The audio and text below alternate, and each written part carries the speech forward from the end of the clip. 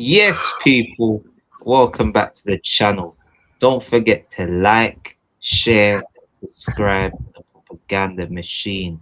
We're here for the World Cup review. But first things first, I got some brothers in the building. My co-host, Twist. What are you saying, Big up, big cuz? up, big up, big up, man. Man's here, man. I don't even Yeah, go checking the news no more. I said I'm not gonna check nothing. I'm just gonna come here and just have the discussion, man. So you tell me, and I just react, blood. So I haven't nah, read yeah. nothing today, blood. It's on you, right? It's on you, right? And we got a first timer popping his propaganda cherry. You know what I'm saying? My brother Fudge. What's going on, bro? You alright? Big up, big up. Yeah, all blessed, man. I've been up for 18 hours since work. I did 2 jobs today. I've been up since 3 in the morning, but yeah, all good.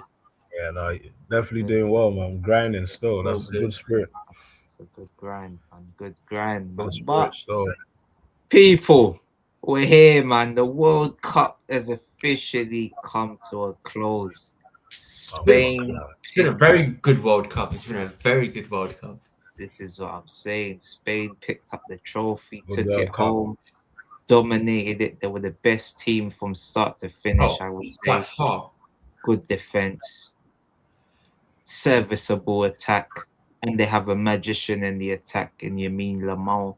Yamin Yamal. Yeah, Lamin Yamal. I That's his always name. do that as well. Yeah. Yamin Lamal. Yeah. I always do that as well.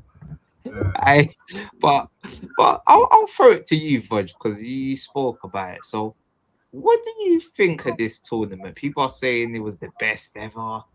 What do you I, think of I, I it? think by far, I think it has been the good. Yeah. Like some teams that you think like have not been knocked out is weird.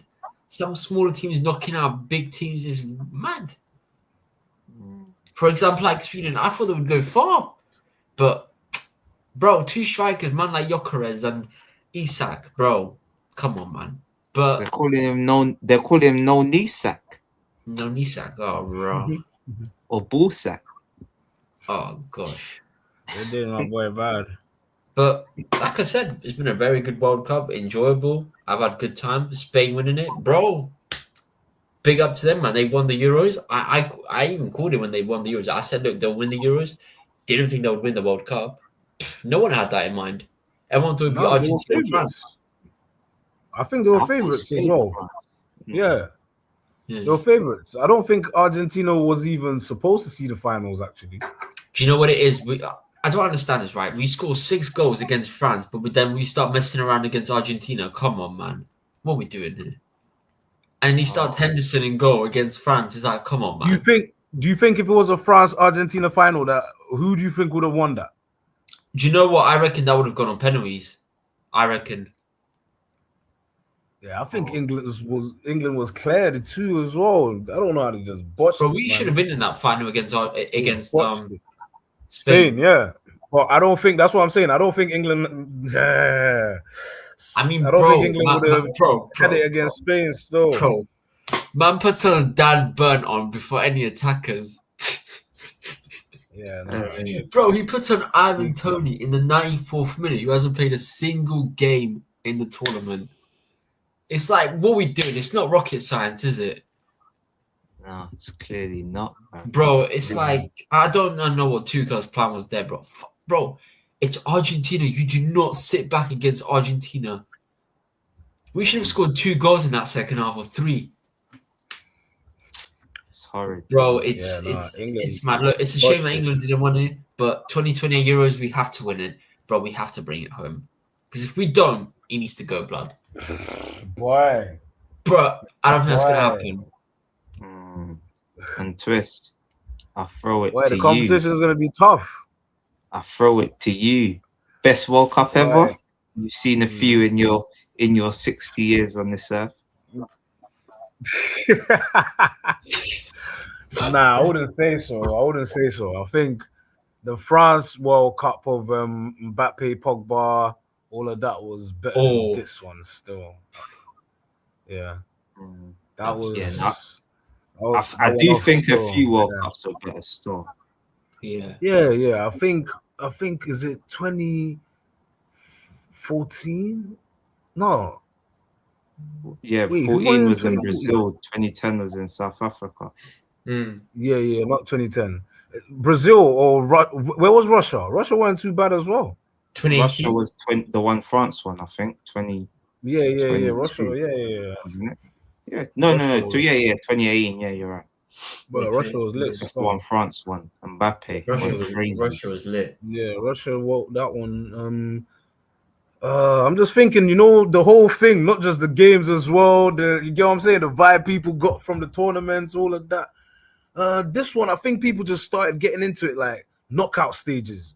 Do you get what I'm saying? There's been World Cups that, like, even the South Africa one, when they scored the screamer at the start, you get what I'm saying? Like, The I think even South Africa one still. Huh? Yeah, the was like Vuvuzela shit. Vuvuzela tournament. Yeah, but it was okay as well. It was okay, but I think hydration break nearly killed the sport, bro. Get me? A lot of the things surrounding the tournament as well was just a little, are we allowing this just because it's America? Imagine that happened anywhere else. They hosted a tournament and that happened. The PR of that country is dead. Do you get what I'm saying? Bro, they was doing a mad thing over there, man. So I don't know, man. 2010 was a better shout. 2018 was a better shout, yeah, for me. Yeah, in the building. Well done, madam. What are you saying? Now we're here. We're just getting everyone's thoughts on the World Cup, man. How do you think it delivered? Do you think it's the best ever? Do you think Trump is a scumbag for the way he was treating immigrants? Like, what's your thoughts on this World Cup? If I talk about what needs to happen to Trump, bro, this stream's getting locked off, so look, we won't talk about that. But my man needs to go in it, bro. You know me already, Blacker, bro. Fuck these lot, bro. I think I care about these racist Mondeles, bro. They all need to fuck off me. But I'll be honest with you, I enjoyed the World Cup, bro. I thought the World Cup was enjoyable, G. I really enjoyed it, man. It was more than football, I feel, this World Cup. Like, you saw some great stories, Cape Verde. What was the other country? Caraco, who got like 150,000 people. You get it? Stuff like that. Like, bruv, it was a good World Cup. There were some great games as well. Don't get it twisted. Like, there were some good games. Like, it's mad to think that the World Cup final was probably the worst game in the whole competition.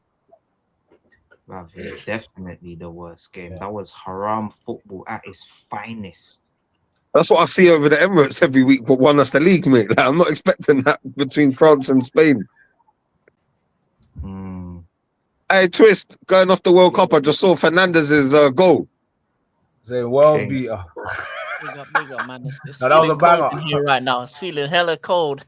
Big up. Okay, definitely. The boys are in town. I think what I enjoyed most is I've Croatia seen knocking out everything. England 2-1. Bro, no, when we get to Chelsea, I've seen everything online from this one signing. Bro, Bro, listen, bro. I've been working 10 days straight. I don't even know what's going on. The fans are saying they're winning everything now. Oh, no, bro. We need to Brother, they won a title last October. I laid out 5 bill bets with 2 different people, bro.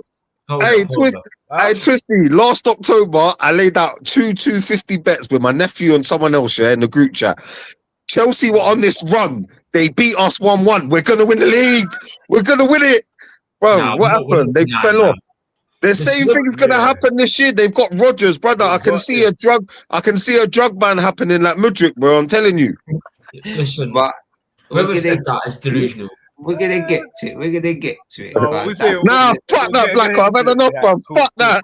Fuck the World Cup. What we saying? Yeah, the World Cup, we touched on it. We say we touched on it. It's a disgrace. Look, let's keep it sweet and short. Spain won, it didn't come home. That's it, done. Let's move on now. Rodgers, what? I King, chat to us. What's your thoughts? Cause you was live streaming the whole World Cup. We got to you for the work rate, so you definitely watch more World Cup than me. I was in and out of this World Cup. I even missed some England games. I missed some games, but how did you find it, man? Best World Cup ever, they're saying. No, I don't think it was anywhere. I think it's one of the worst in terms of World Cups because I think there was just too much things around it for me. like referee not being able to go, what they were doing to Iran, Oh, referees were bad. certain people, Fuck fans Trump, not man. being Fuck able to- Israel. Fuck them all. Fuck them Yeah. all. But we know what the referees are like. We know what the referees are like. Clear favoritism for the hosts, which Yeah, is yeah. mad. You know what I'm saying? And then Yeah, because the Argentina Balogun support. situation, What situation? the Balogun situation, he gets sent off, but Ah, Yeah, yeah. that's what I'm They saying. make That's Hey, made King, that's history. crazy, you know. That is Made crazy, history brother. with How's hydration, bro. he giving Donny a pass, bro? That goal is cool, bro. Don't worry about it, man. See you at the next game. Bro, Yeah, no, they got the there was president too much stuff involved, bro. outside of football that was wrong with that tournament. No, there was. I understand what you said. I enjoyed it because I just thought there was a lot.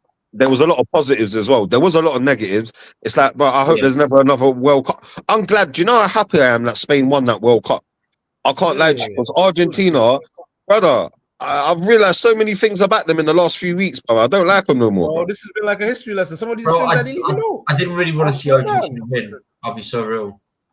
Hey, they got baited up from this tournament, but there's been positives, like you say, bro, because like we're getting to witness the goats at the last probable tournaments. Do you get what I'm saying?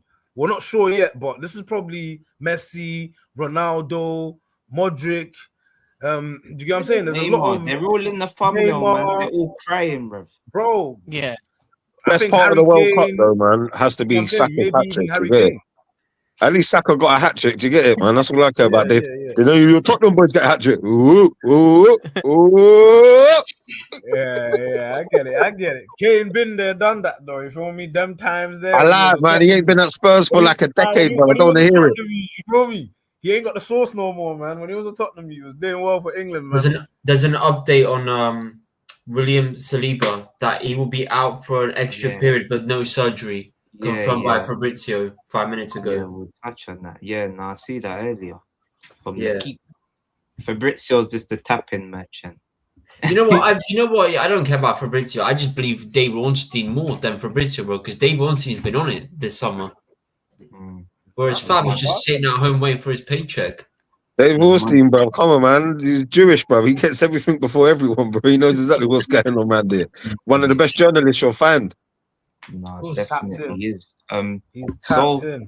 since you lot don't want to touch on too much of the World Cup, Listen, the only thing that What? was good is that cameraman Yeah. was just showing these nice, beautiful women. That's about it, really. he's No, saying he was enjoying the views. No Of course, comment. man. I mean, bro, Decent it highlights. was- Yeah, man. No comment. Decent highlights, bro. We see Who was that. your favorite Never. team to watch in the stands? I reckon it was Argentina. I would say with France. Allow it, man. Don't be fuck them racists no, Cape Verde. Cape and Verde. their hoes. They said Cape man Verde. say No. Cape Verde. He's Some using man it are as a saying builder. Colombia. Whoever he wants to. I'm not Mind even you. involved in this conversation, so you man have a chat. Bro, His a head's lot, gonna get man. bust. Look. I better be looking for an Airbnb tonight. I tell you that.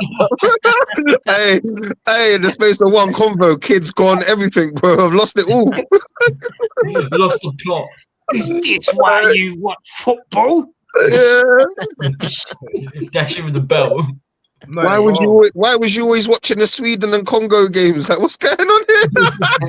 Best of both worlds. You say, Love your shit. I need some milk You're in that as taking a well. piss. Man said you had the slim athletic blondes with blue eyes, then you had the Congolese mamas with big with wood. the waistline. Woo! I need to stop it. Stop it. Look, you're saying too much. Your tactics been unearthed. Mrs. Get him. Just drink some oat milk and you'll be fine.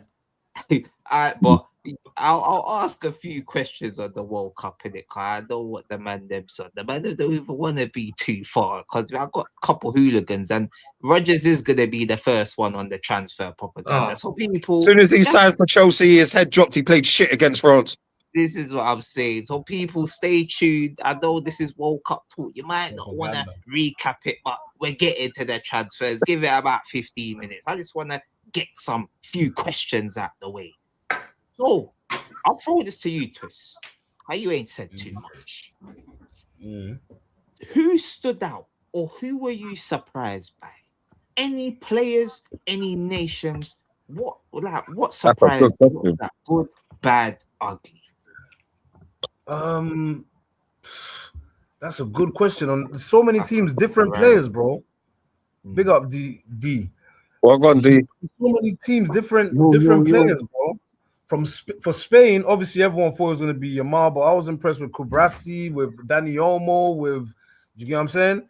With Norway, obviously we all know Haaland, but Nusa, get me, I was a bit surprised with the Moroccans. It felt like the whole team. Do you get what I'm saying? I was impressed with a lot, bro. I was I impressed with tell a you lot. what, though, one team will has to get thrown in there because I think they're going to be up there. The next couple of World Cups has to be Japan, bro. I'm telling you, bro. No, Like yeah, they didn't Japan's go as far as they Players should have. missing. Japan are a good team, bro. They come back stronger. I'm telling you, bro. Yeah. I think the mentality is good for them. Everything, yeah. I think next time they might all reach the semi-finals. Is the next or World Cup? Is there 62 teams? But they're fighting for it. Man. Brother, you're going to be seeing 64, I think. Samoa and Somalia and Tonga playing against England and Argentina, bro. Hey, I might get to the World Cup. I might have to get a call up. I think there's a single game being played in I think it's Argentina and Uruguay as well to celebrate 150 years or something. Yeah. It's the first time they're playing the first 3 games in South America of the group stage. Then it goes to Morocco, Portugal, and Spain. That's it. It's the first time the World Cup's being played in 3 different continents. What you said, man's gonna have to go out to Morocco, Rude boy. Yeah, I'm on that. I'm on that. I'm on that still. You're gonna have to go out there, like, you know what I'm saying? Yeah. Let's get the Euros out the way first. Yeah. Nah. Might as well wrap that up and get that to Spain already and done. Yeah. D, welcome to the stage. Welcome to the panel. Obviously, we was asking about good and bad of the World Cup, so you can give a little roundup on that if you want, but we're sort of looking for any surprise players, any shocks, teams, any of that. If I'm honest, my surprise player in a negative sense, I don't know if you've already said this before I got on, is Yamal, man. Very underwhelming. Very, very underwhelming. I mean, I was expecting big things for him. Maybe it's because there were other players in the Spain team that shined more than he did, but I just feel like I didn't get the end product I thought I was going to get from him at this World Cup. Cape Verde absolutely stole the show for me, especially their goalkeeper. Massive achievement for that nation, and they really did themselves proud. They did the whole continent of Africa proud. So that's probably the two that are the highlight for me. Argentina did well until the final whistle was blown in that final, and they let themselves down. But the real villain is FIFA, because the decisions that were getting made in this World Cup were disgusting. Egypt should have won that game, bro. If they would have went 3-0 up, that game's done and gone. That how can you pull the thing back from fucking minutes ago? Bro? Argentina, innit? It's because these men are on this, you know, Argentina, they're on this Donald Trump vibe, man. On this racist vibe, bro. I never, you know, hey, Twist, you know, you were saying, yeah, like, it was bare history. I clocked it. Argentina's the only country in South America who doesn't have a black player who play for them, bro. No, yeah. For time, like, time. Everywhere else, Ecuador, Brazil, Peru, everyone. And do you know, I found out as well, Argentina was the first South American country that Africans went to as well. So you'd think, do you get it? And they moved them all out of the country in the last 50 years to other countries, told them they don't want them, bro. Country's fucked, bro. And you can tell it in their players as well. Look, they lose a game, and look how these men act, bro. Yeah. And there's going to be no repercussions for those. Hey, did you see Sergio Ramos? Sergio Ramos said, bro, if that was me in my day, bro, trust me, bro, my man wouldn't have done that, bro. And I believe him. I believe him. Yeah, he would have smoked. He would have smoked my man, bro. If Ramos was in that team, you'd have seen the National Guard on the pitch trying to separate people from, because it would have gone left. Yeah. The Spaniards didn't really have no rough players, man. Yeah, kind of a bit of a nice band of nice guys now, aren't they, really? No, you have no rough players. There's one guy that looks like a pub guy. One striker they took to the World Cup, bro. Bald guy. Actually, Rodri's got a bit of a rough side to him, and he's a bit of a rough and tumble guy. They took a forward that actually, I think he got some minutes even. Bald guy. Twist, check what's up. Yeah. But yeah, man. We're saying King. Any of your surprises?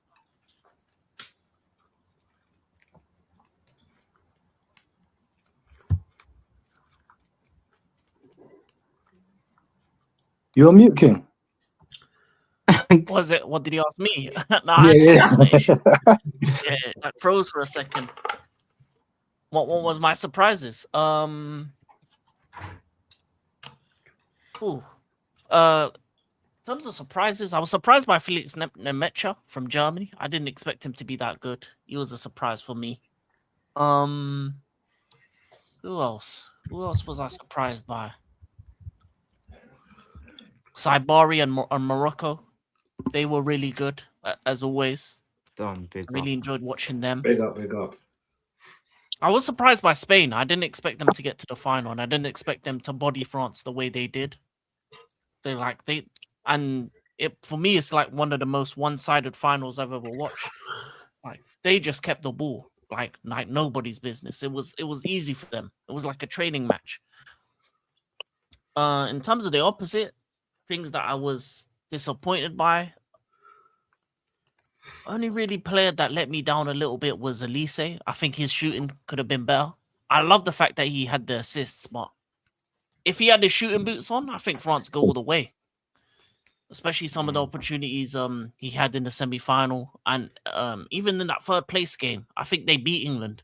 He should have had 4 or 5 goals. That King. Yeah, like the amount of the some of the misses that he was making in terms of his shooting, but yeah, that.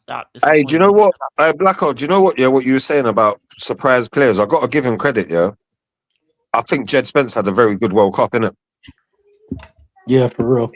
I think Jed Spence, I got to give him a round of applause, innit? I fucking hate him because he plays for Tottenham. But I got to be honest with you, bro. He put a shift and he showed he's still got that player in him when he was at Nottingham Forest against us. Do you remember you, man? When they beat us 2-0 in the FA Cup? And my man was running rings around the whole of our team, bro.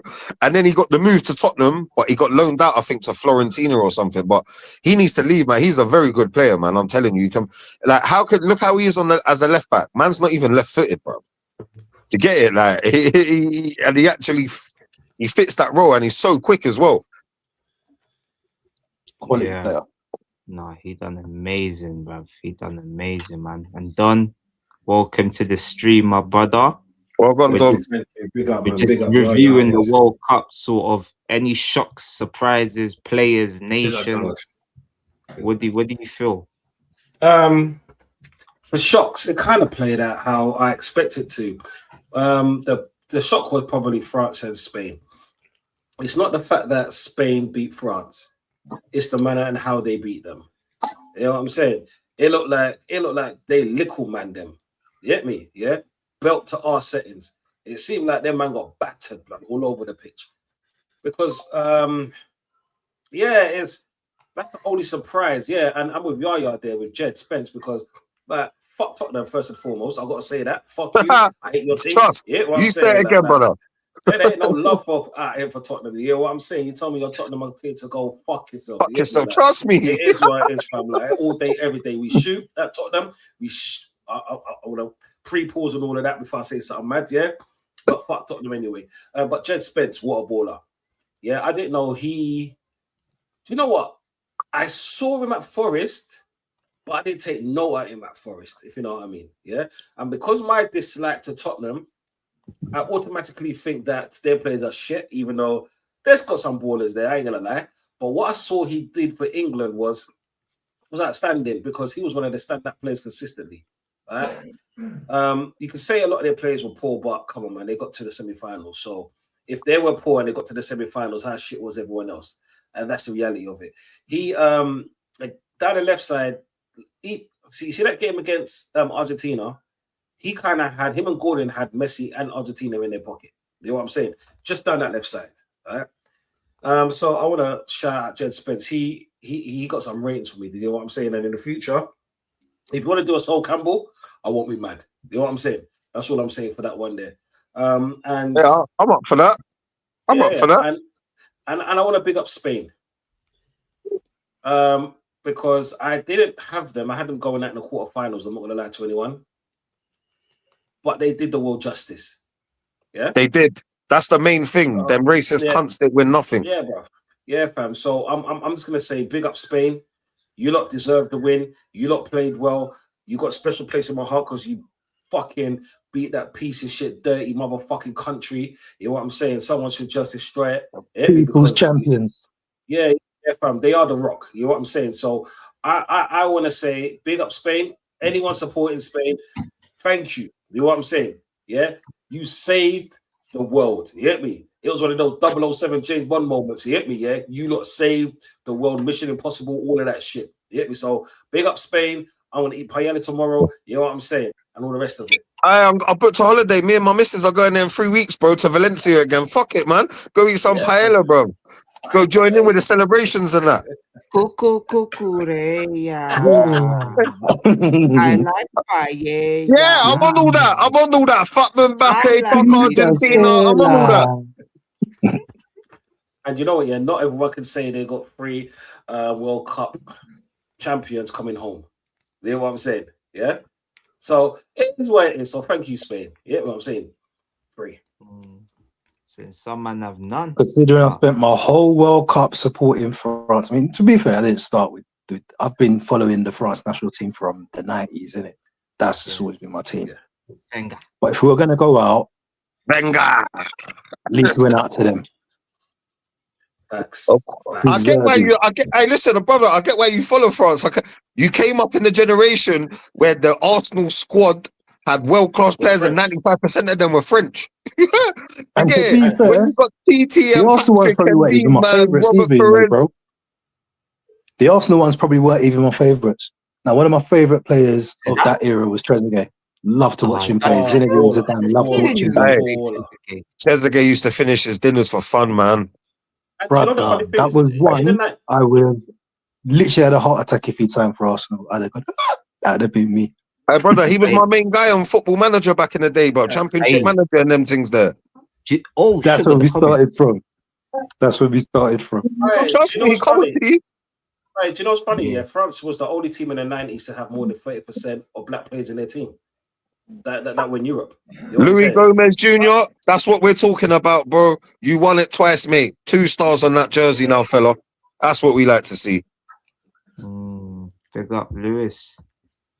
Yeah, man. I'll be honest, that this World Cup, man, it's one of them World Cups, isn't it, man?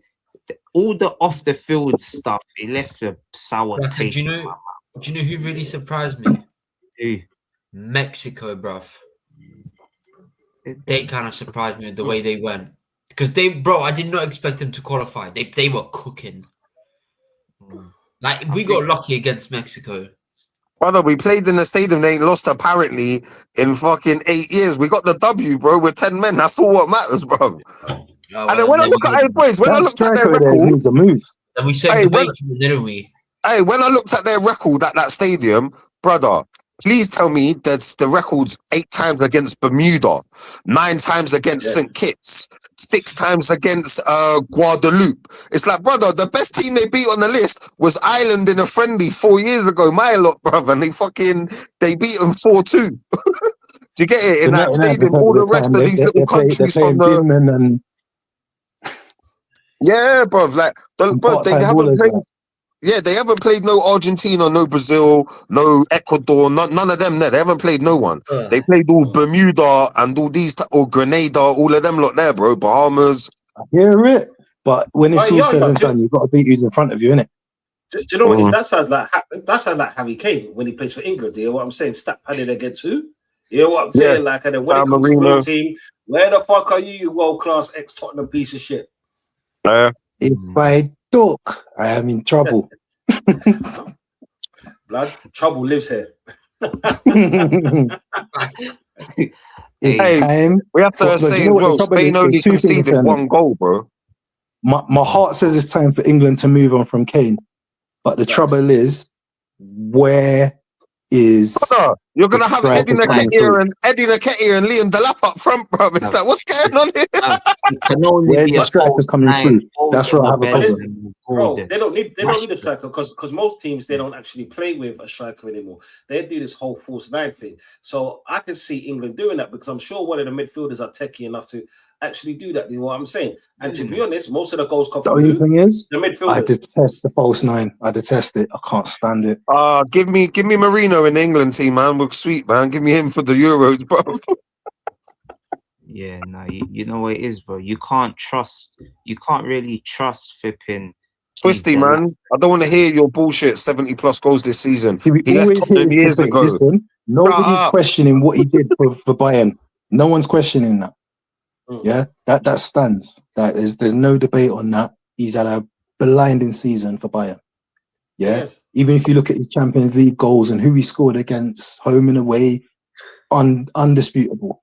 What we're talking about is all of the hype on the international stage, and when you really do the forensic work and look at where the goals came from, it's not all that glimmers is gold, is what I will say. Say that one more time. I didn't hear you. When you look at who he scores for in the international jersey, everything that glimmers ain't gold. Yeah? Sometimes it's a turd that's been shined up and sprayed, and that's what the international record is. Domestically, even when he was at dead-ass Tottenham, the goals that he was putting forward, if he was scoring those goals at a City, a Chelsea, a Liverpool, an Arsenal, then boy, cleaning up. He was just unfortunate that he was doing his best work at a side that couldn't match what he was putting on the table. Maybe he should have made that move a few years earlier, and his trophy cabinet would be a madness. He was scared. It's fine. He needed a hug. Son was there to hug him. No, I don't think he was scared. In that one, he was, I think, to be honest, he shrinks. he showed loyalty, and loyalty's getting rarer and rarer in this game. So I'll never sniff at someone showing a bit of loyalty, but I just think it was misplaced in his case, personally. No, fuck that. No, fuck that. He weren't loyal. I think he was scared. I think he was. I'm sorry for cutting you, but I think he was scared because he had opportunities to move, and he didn't. Even that whole. Remember that time just before when City got Haaland? I think 2 years before that, or Man United, one of those clubs. They were in for Kane. Kane said he never played for Tottenham. What did he do at the beginning of the season? Play for Tottenham. You know what I'm saying? It's like 140 mil move or something crazy like that, wasn't it? Bro. But it was worth it because look at the goals he was banging. He was a guaranteed banger. You know what I'm saying? And at that point, he was the best goal. He was the best goal scorer in England and literally top 3 in the world at that point. You know what I'm saying? So he was worth that. And all it took was for him to go on strike, do exactly what Isak done, and would have got that move. But you know what he did? Held between his legs. He ran and said, "Mommy, I'm really sorry, you fucker." You know what I'm saying? All I'm saying is, bro, have you got a banner? No, you haven't. So I'll say what I was going to say. All right. He's breaking records at Bayern Munich as well. I'll keep it PG today. He's just a bitch. Man said PG and said that. No, let's be honest. The truth of Kane is like in the He's big just a games, goal machine. whether it be for Bayern. Put some respect on the Samaria de Estrella. Nah.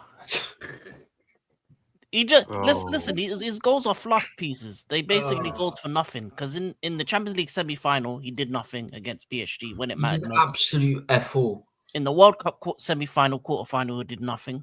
In the big games, when you need a big man to come on and get you the goal to get you to the next round, he decides to be a DM and he hides. Called you Bellingham. Bro, it's the same for the England game when we played Argentina. Bro, instead of him scoring, he just went defensive. And then it's funny because him off the field, let's check it. Him off the field was the last game of the tournament. Wasn't that our best game? Yeah. 6-4. 2? Okay, just saying. You know what I'm saying? So sometimes, some people just need to sit down and take a back seat. Do you know what I'm saying? Do you know what? I personally don't want to see Harry Kane in 2028 Euros. I personally think he should not be selected. But do you know what the problem is, right? What the problem is with the England team? is it's very difficult for managers of the England team to stick their neck out with this media and this press. Because could you imagine the hullabaloo if he did leave Kane back here? No, you can't risk it. The No, I'm not saying. noise. It's not a thing where I wanted him to leave Kane. It's the fact that he shouldn't be playing every Bench single him. game. I think that's a difference between leaving him because he's like. Don't get me wrong, very good player. You know what I'm saying? Like he can score goal when it's not England when it matters, or a final when it matters. You know what I'm saying? Yeah. I've got an idea. Let him wear a Bayern shirt under his England shirt. Yeah. Or True. Let him pretend he's playing for Bayern. Or a Tottenham shirt. Yeah, I'll Tottenham winning that shit. Hang on, Tuchel's German. Just get him to give him instructions in German, Just mate. put an Arsenal shirt on and just play. Nah, mate. Let's not do that. You're that too far, Hodge. You know what I'm saying? Yeah.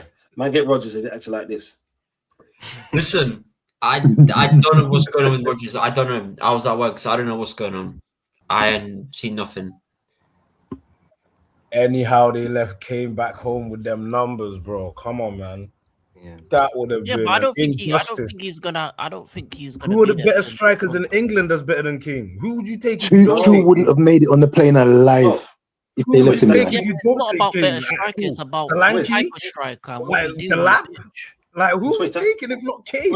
That's not the point. The point is a striker is supposed to score goals. A striker is supposed to be literally the one that you need in that year. Yeah. My thing is don't leave him at home. Just don't play him as much. This is what I'm saying. Give the strikers a chance. If you need that elusive goal, that's when you bring him on because he's got old legs. You know what I'm saying? Like he ain't gonna be Bring Danny Rowe back, mate.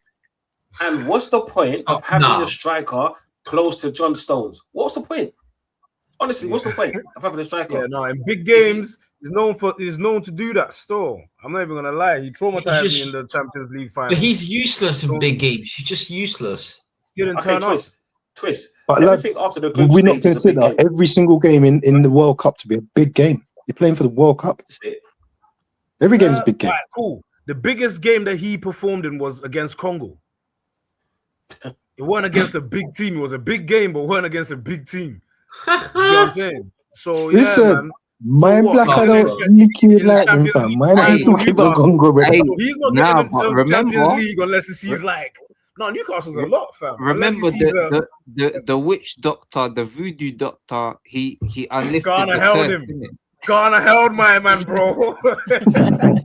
He said, "Kane's my boy, though. Kane's my boy, though. I'll be right back to you, man. Kane's my boy, though. You get me? Kane ain't ever gonna eat another boiled egg in his life, fam. He's traumatized. I told you, Blacko, put that thing down, bro. Put that pot down. Leave it alone. You know what I'm saying? Put that top noodles down, bruv. But listen, we have to admit, Ghana's voodoo man ain't got nothing on Mr. Propaganda himself, fam. Cause you see when he went down there at Bournemouth Stadium and did whatever he had to do. You never see Trophy come back to N7. Oh, we got the original judge, man.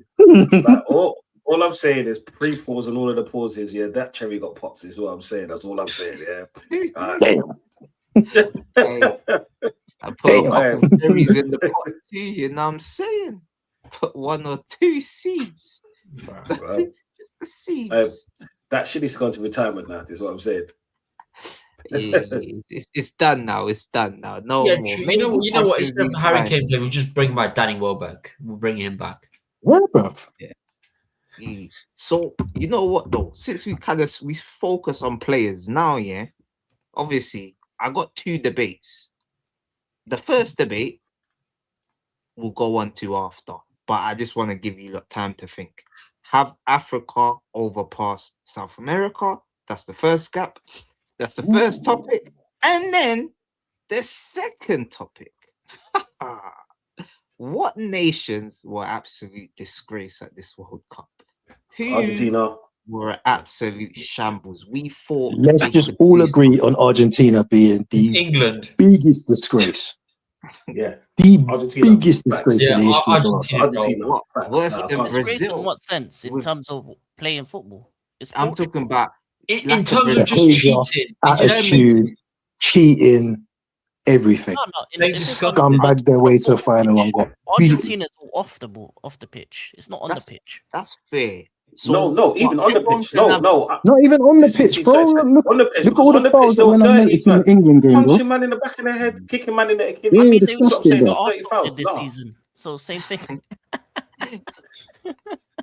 Yeah, but the difference is one walked with a trophy, the other one tried to start a fight. It was just doing the same thing as Arsenal doing this season. Nah, get away with it at the end. No. Do you know what it is? Oh, do you know what it's King? It's all of that. It's all of the antics that they did. They did everything but bite a man. You know what I'm saying? Yeah, punch him, man, kick him, man. Like there's certain fouls that I like. You know when you're going like strong against an opponent. Yeah. But my man is elbowing man in his back, bro, in his back of his neck. That's trying to paralyze man, blood. You know what I'm saying? And like, cool, they didn't get no cards or whatever. But the tactics made me sick. I'm not saying they're not ballers because like there's certain games when they done that ball team, but other games, bro, it was just straight bruteness, blood. You get me? It was 1908 football, bro. You get me? Oh yeah, but that's what they are. They're Messi and bodyguards. We know this. That's why I think they're like. I don't think what they did was disgraceful. I think they got away with it. But I think they should get banned from even. I think the teams that were disgraceful for me were Portugal because they're too good. Some of the quality of players they have to go out like they did, they were a disgrace. Do you know why Portugal were a disgrace? And Germany, especially with the manager they have. Germany, I agree. With Portugal, again, like we're saying with Kane, it's time for Portugal to move on from Ronaldo. He's holding them back. Thanks to the memories, but it's time to go. It's time to fuck off. And that manager was rubbish. How do you make a midfield where you have Vitinha and Neves look bad? How did they two look bad? I have to agree with that. When you got Ronaldo always screaming, "Give the ball to me! Give the ball to me!" Bro, he's just too makes greedy, everyone else man. start to doubt they can ball. Get out of here, bro. Do you know it's not even the greed that gets me? It's the fact that they're playing with 10 men on the field with Ronaldo there. That's the thing. Because if they had 11 men, that's another workhorse. That's a person that could drop at least into that 10, into that midfield and help her out, pass the ball and move. Ronaldo was just standing there and he was missing shots after shots.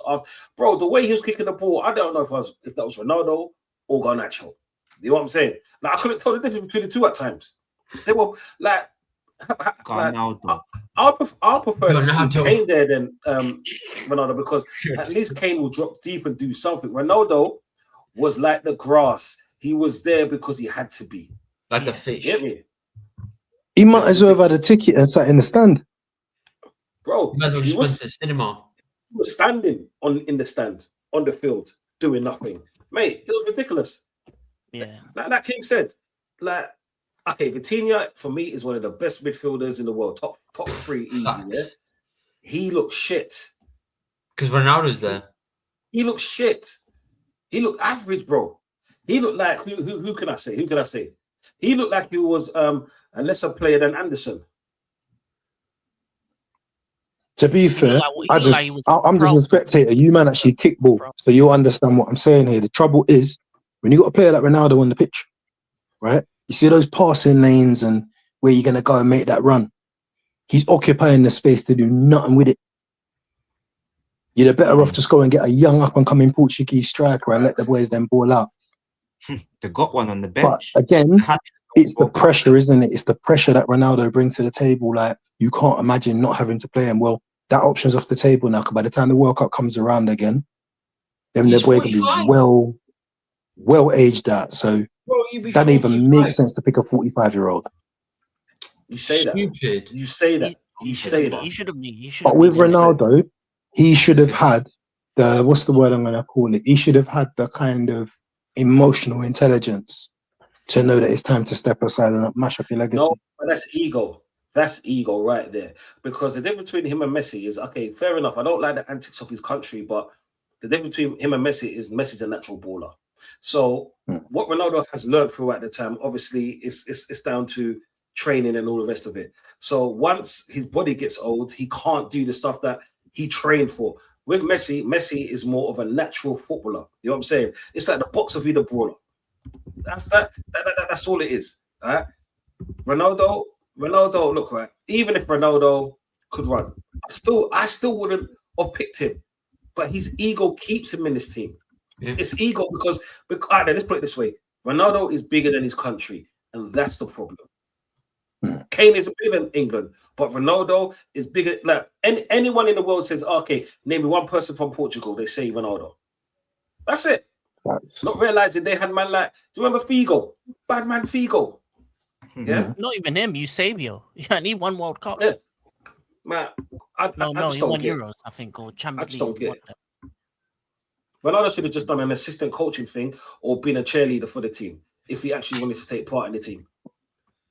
Be a cheerleader. There's no harm in that. I see male cheerleaders nowadays. You know what I'm saying? I don't judge. 2026. Woke society. I get it. You know what I'm saying? It's what it is. No, crazy, man. I can't lie. Bruv, Brazil for me, Carlo Ancelotti. Oh, not bro, do taking you know what João it is? Pedro. Carlo Ancelotti should And- not be selected for Brazil. I'm Yeah, sorry, bro. There's no tactic Crazy. in that team, as Doncy said, bro. No. And the fact that he was playing the bricklayer, like he played the bricklayer. Yeah, the bricklayer had a good season at Brentford, but from that first game, I'm happy that I didn't see him again.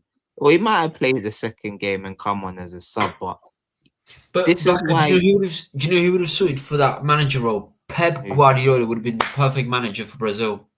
Yeah, maybe, but it's Do you know what it was is? too late, isn't The it? problem is Brazil are trying to play this European style of football, Yeah. and that's just not their DNA. No. Yeah, you just need someone to come in and get them back to basics. Like, remember them Nike adverts we used to watch in the 90s Yeah. with the ball jugglers?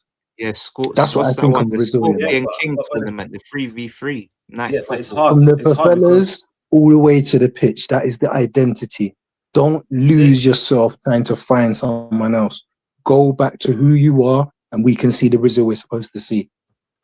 see, I understand that, but what players in this current team can do that kind of pass and move in the samba ball, the dancing with the ball? Because And they were Brazilians. Neymar, What was their footballing education? Yes, they play in European sides. Yes, they've learned to play this way. But what was their footballing education? yeah, but it's hard That's the because football they grew on. It don't leave you. it's hard because the rest of the world have caught up to Brazil, because at that point in time, Brazil was the pinnacle. Brazil was the pinnacle. The way they used to pass, the move, the skills, and all of that. The rest of the world, it's like this year. How can a European star in Kvaratskhelia play like a Brazilian? You know what I'm saying? And that's the thing. So many more ballers are coming out from different countries. Brazil's art is not their art anymore. You know what I'm saying, bro? And plus, Ancelotti, I said this before, and I'm going to say this again. Please tell me when you saw Ancelotti's team change their formation or style of play. Never. That's the Never. problem. And that Because is it's the problem. And the thing is, I said this before, and I say it again. When teams are in attack, they play a different formation to when they're in the mid block and then when they're defending deep. Brazil played the same throughout. You know what I'm saying? So they were so predictable, no matter what. Yeah, because realistically, they should have went out how they did. They should have went a bit further. They got ballers, bro. You know what I'm saying? But formation and strategy helps. Ancelotti went there with, hey, you man, let me play, 4-3-3. I'm going to pick the best players that I can. Do it. Just do your thing. That's why we saw Neymar coming in the last game for 20 minutes and did nothing. Plus, the striker that they had, why didn't you start from before? Why didn't you give him the confidence? You get me? Against the smaller teams. So, like, do you know, as the tournament goes on, like, you can see the talent come out. You played him in the last game for half an hour and expected to do what? Come on, man, lies. What's his name? Alex? Hendrick. Hendrick. That's it. Hendrick Hendrick. should I have don't started. know. Yeah, he disrespected Neymar, man. No, Neymar Yeah, shouldn't but- have gone. Neymar shouldn't have gone. He was Neymar should have injured not the even first- played in that World injured Cup the because, first bro, one. like, man's coming off injuries after, bro, end your entire career, end football, and just go chill. That is the cheat, bro. Why, bro? It's like, bro, No, the but biggest- what I suppose I'm making is, all right, so I'll do this in two parts. Would I have ever selected him in that squad? No. No. But I'm working on the proverso that the squad has already been selected and he's there. And all he gets is that little minute, couple of minutes, with some of the performances that we've seen them put out. You're telling me he couldn't have come up with something in the final 20 minutes of a game? If he comes on maybe 25, 30 minutes of that game left, he couldn't have had an impact? He wasn't I think he fit, could. though. He You was know what it injured. is, though? He I was think he injured the was first 2 finished. games. He Mm. was injured the first 2 games. He came on the third. He looked fat, bro. He didn't look like Neymar. Then Man. He looked like Ancelotti donuts. Ancelotti needs to get sent to the Hague then, fam, because how are you selecting, man, and cutting off your own feet by just having a man that can't do nothing for you? Neymar didn't even look fit for that flipping World Cup. Yeah, thanks. Bro, he didn't look fit. I was like, bro, that's not Neymar. I'm like, bro, he's overweight. Or maybe the Brazilian team ain't the team that everyone expected, because with all of us, when we talk about Brazilian teams, especially anyone that watched through the 90s and stuff like that, we know Brazil to be playing a certain way, as AFC said. You know what I'm saying? Best So teams. it was more nostalgia. It was more that hope that we I wanted to have see the not beautiful style of recognized Brazil in more than a decade. Facts. For me, More I than think a decade. the last time I thought Brazil were decent was 2008.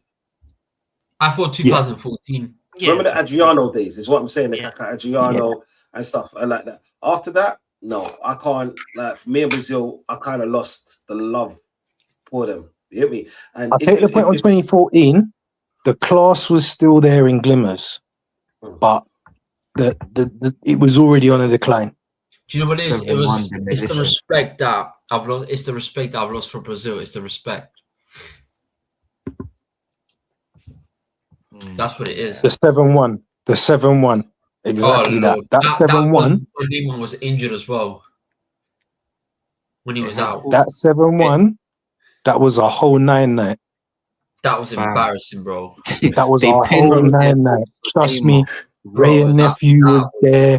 The whole goat was getting cooked, fam. People were singing the old time hymns. That was a 9-night, fam. Bro, and they even said, "Oh, we're gonna win this for Neymar," and they get absolutely pumped like that.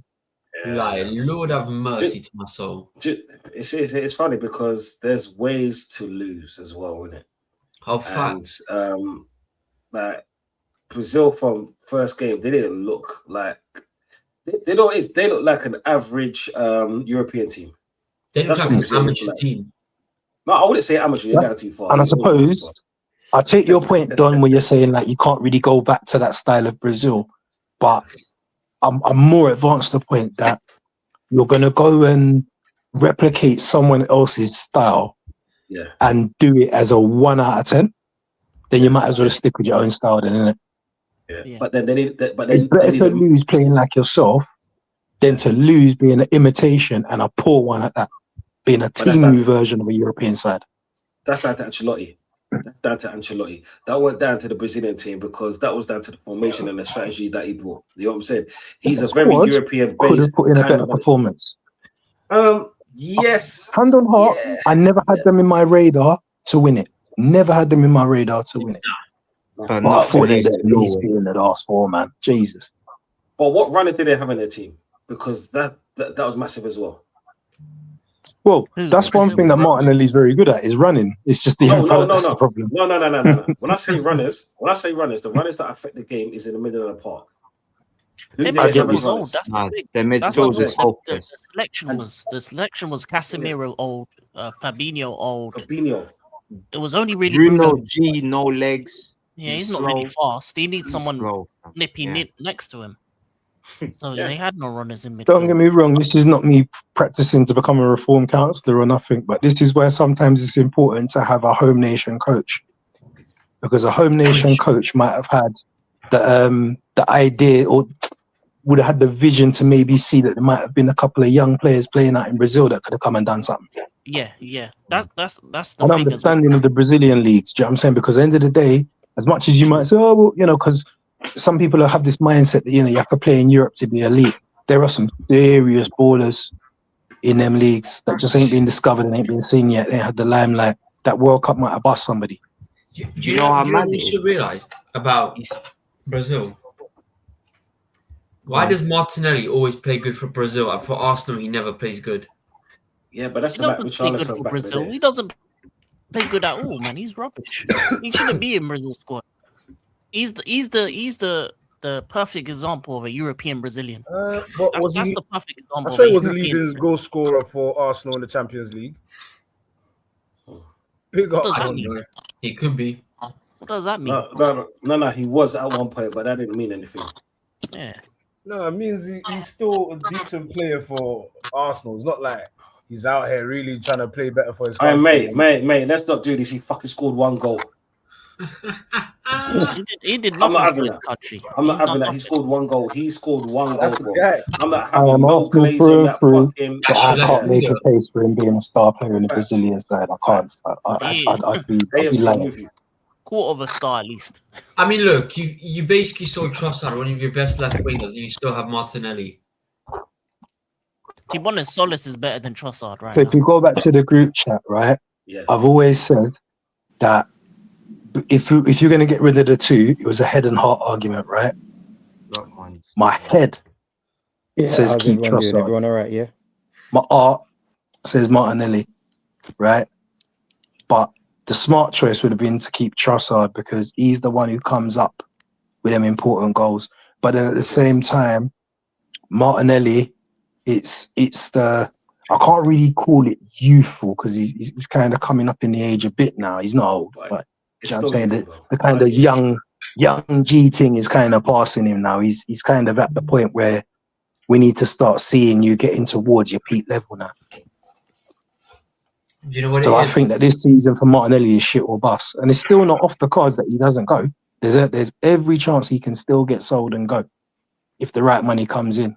But if he is to stay, it's shit or bust season for him. Can't even hear nothing, man. Do you know why I think he won't go? Because I think Mikel Arteta will just stop any transfer because he likes Martinelli. And he's got the power Arteta does as well. I don't think Yeah, he gets final say. He gets the final say. But then for me, that's how it should be. A manager should have the final say. He's the one whose head gets chopped off if it don't go right. So he should have the final say on who's in his squad. Well, I'm only hearing one person. Just refresh, innit? Oh, okay, cool. Do you know, for me, Martinelli, right? He's just not good enough, unfortunately, because people are still. No, it's not even bulletproof. It's just that because he's really not started as many games as people would have thought, right? But people are still going on. A lot of Arsenal supporters are still going off that one season that he had. Yeah, one season, and that's that's my issue because he hasn't been good enough through the years. Because let's just say go on. I'm not in that camp. Let's say I'm not going off for that one season, right? That one season showed me what he could be, right? Then I think it'll probably be maybe a couple of seasons back now, where he was on a good little run. He was warming up, and then he got that really weird injury to his ankle, right? And I just don't think he's been the same since. Then obviously you get 6 goals, 6 games in the Champions League last season. I thought, all right, cool. Martinelli's back in the chat. But it's just about doing that consistently. And I think that's what it is. And I think I'm not making a case for him or I'm not defending him. But when you're on the starter sheet in the Champions League, but you can barely get a sniff of a starting berth in the Premier League, run of games are important for forward players. And that's not me making an excuse for him. It's just an observation. AFC, but ain't that like Rashford? Oh, 100% like Rashford. And this is why I don't think he's good enough, because I don't think Rashford is good enough. Forward players can't be in and out of the side. They can't. And yeah. Amen to that. And this is my problem because but you've got to be good enough to stay in the side. That's the thing. Yeah. Like it's not that I don't think because when I say he's shit and all of that, yeah, cool. That's just me being me in it, right? He's a good player, right? But not for Arsenal. Not for Arsenal. And Let's also, say if he goes to an Italian league, he will cook because it's a slow pace of football. You know what I'm saying? So he will cook. But in the Premier League, where it's a lot physical, you have to use your brain more. For a player to have his head down so much, yeah. What we expected him for him to do. This is why I wanted to go. But this is the thing, though, Don. Yeah, when we talk about that first season, he wasn't shackled by the tightness of Arteta's tactics, and that's not me saying that as a negative thing, because those tactics got me a gold medal, and I love them, right? Yeah. But the fact of the matter is, I think he's been found out right?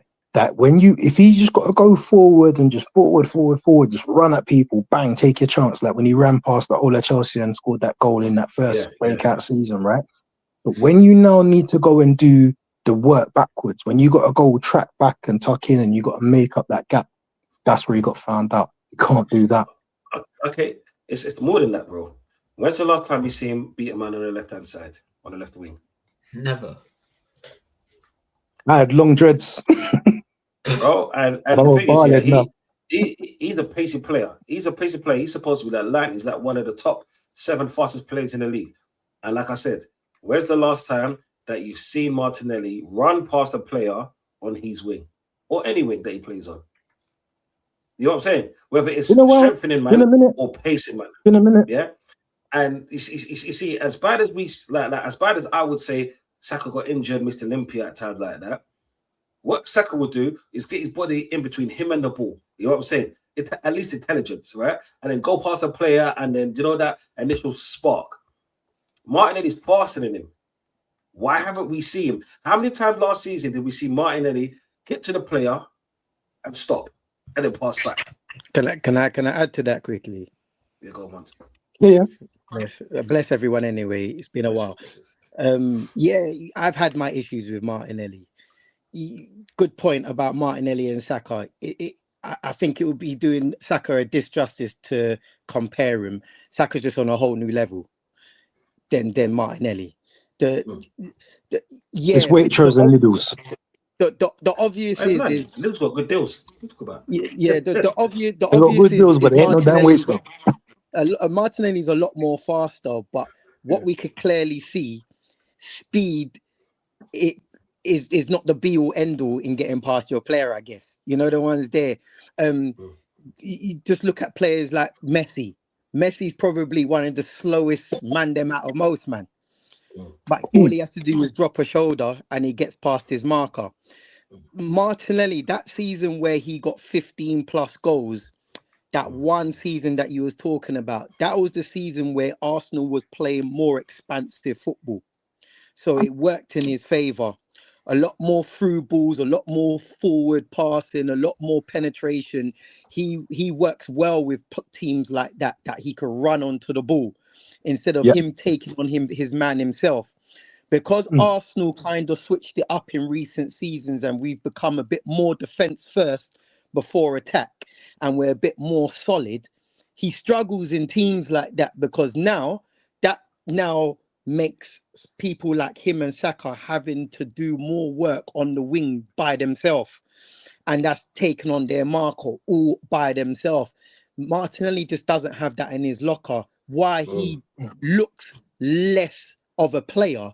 But I don't get me wrong, during that time where he got his ankle injury, absolutely right. He did drop off. But I feel, and I've been his biggest sort of like critic, but you know what? I watched last season closely and it wasn't a coincidence that every time he came on, he would score us them goals off the bench and things like that. Because that's when we've opened up the game. That's when all of a sudden we want to play expansive football and we want to get the ball forward and kill off teams. And he worked well for that. Unfortunately for him, he's just not someone that could play build-up football from the back, slowly build up. He struggles with teams like that. He will probably do fantastic in a I don't know who plays Aston Villa. Yeah, someone like that, a counter-attacking football. And that's why I'm saying, Mons, that's why I'm saying, and I'm not criticising Arteta here, because like I said, Arteta brought me the gold medal. I've moved houses in storage, otherwise I'd have it on, right? But he gave me the gold medal. So if that's the way we're going to win, you got to match that. And if you can't, absolutely. Thanks for the memories, off you go. Absolutely, yeah. If you can't adjust to the new regime, you got to move on. Yeah. As bad, and you know what happened? I've been his biggest critic. He's been there since he's 19 years old. You as a fan start to find reasons why he should be kept, because as an Arsenal fan, I would like to think most Arsenal fans are loyal to their players. We're a family. We're known to be a family club and give players chances, and you know the ones there maybe too much chances at time. But we've got to a point now where we've become champions, like you said, and now you got to make hard choices. When I see Man City in recent seasons, the way they've won league titles, and all of a sudden they've got rid of someone. Like, it's like, we don't need you no more. We need an upgrade. Like, you would think they'll be loyal to people like Jesus and Zinchenko and that. And it's like, nah, we won. You lot move on now. You know the ones there, you lot are good, but not good enough no more. You know the ones there But then where that's an been a problem Arsenal, for Arsenal. exactly, That's been a an Arsenal problem. from Yeah. yesteryear will keep the player. We'll keep the player forever until we can't even sell the player for peanuts anymore. Do you know what it Yeah, is? I think what we did was we didn't keep the player for long, because remember the old school times where we wouldn't sign players over 30, we'll sell them at 29. But the difference is the 29, their bodies are so broken, we won't get nothing for them until they go for free, basically. Do you know what I'm saying? Yeah. My thing with Arsenal is that if you're not good enough, piss off. Do you know what I'm saying? Because what we've done, let's say before this year, what we've done for the last 22 years hasn't worked. Being sentimental hasn't worked. Being the one to give the chances hasn't worked. What people forget is that we're supposed to have one of the best academies out there. Yeah. Most people will agree. I will say that's a lot of bullshit, because in the last 30 years, there's only 2 players that's come out of it. That's been good. 1, Ashley Cole. 2, Saka. Tell me someone else. Tell me anyone else. Yeah. And do you know how bad that is? Emil Smith Rowe had the promise, but the injuries just never really did it. Jack Wilshere had the promise, but the injuries never did it. Yeah. So our class has failed. But then, do you know what? While we're talking about the academy, this is one thing that mystifies me, and this is no disrespect to him. How has Reece Nelson still managed to be registered as an Arsenal player, but Emil Smith Rowe didn't? Jesus. Jesus. I was having a good day. You see, It's only because I was looking at the squad earlier and I thought, I'm happy he's still an Arsenal player. You mentioned Reece Nelson, you know. I'm happy you mentioned Reece Nelson. He is someone that you would say to yourself, when everyone, if you know about Arsenal Academy, he's the guy everyone was looking to hopefully go into the first team. Yeah, 1,000,000%. As well as the 2 brothers, was it the Willett brothers? And maybe 1 or 2 There was 3 of them. Yeah, maybe 1 or 2 others. And look how out of all of them, who's made it the big and gone even further? Saka, the guy no one looked to. No one looked to. And you know what happened? What I've realized, I can back you up on that, Mons, because I remember when Saka first played, I was like, yeah, but where's Reece though? Yeah, exactly. I'm glad I wasn't doing this then, because boy, what do you call it? The caps would have been crazy, you know what bro. happened? That just makes me even more appreciate someone like Saka and his quality. Yeah. The fact that how he's been able to graft his way through and reach that next level that so many people just can't reach. Like the level of where unpredictability becomes normality sort of thing. Like it's a normal thing for you. Like Saka, an injured Saka will still get past his marker. Maybe not as often, but it's just ingrained in them now. Whereas when you look at a player like Martinelli, he would constantly frustrate you because, like you said, he will run, and then what would he do at the end? Pass the ball back, and it's not. He's not willing to run fast. You could see him trying to pass his marker. He's just struggling to get that extra yard away from him. And that's just purely down to he's just using purely his pace to try and outpace a fast fullback. There's no being cute with your body movement or anything like that. It's just straight me and you race each other, and whoever wins out of the race comes out the victor. I can tell you how Martinelli's going to score 60% of his goals. Long ball comes over the top from a clearance from either a Raya or a Gabriel. He gets half a yard on his marker, runs over and pops it past the keeper. Yeah. Well, you see, Eze gave him a few goals like that. Pretty much 90% of his goals is like that. And do we need someone like that? Yeah, but if I had to be fair to the player, he's 22, 23 years old, maybe even a bit older than that now. I'm happy for the player to move on and find a career where he can play often and fulfill and play himself. football that matches his strengths. But Because we're not that team. man, them. We're digressing. Though. We're digressing. I got sorry. I let you have your fun. I know you want to talk Arsenal. I know this is what happens when you have too many Arsenal. But this is World Cup, innit? This is a World Cup conversation. They're coming late. This is selling Martinelli. So to make it World Cup, the Brazilian team to selling Martinelli. What's the problem with Brazil's style of football? Why he can't perform there then? But he was cooking there, you know. Yeah, given the opportunity.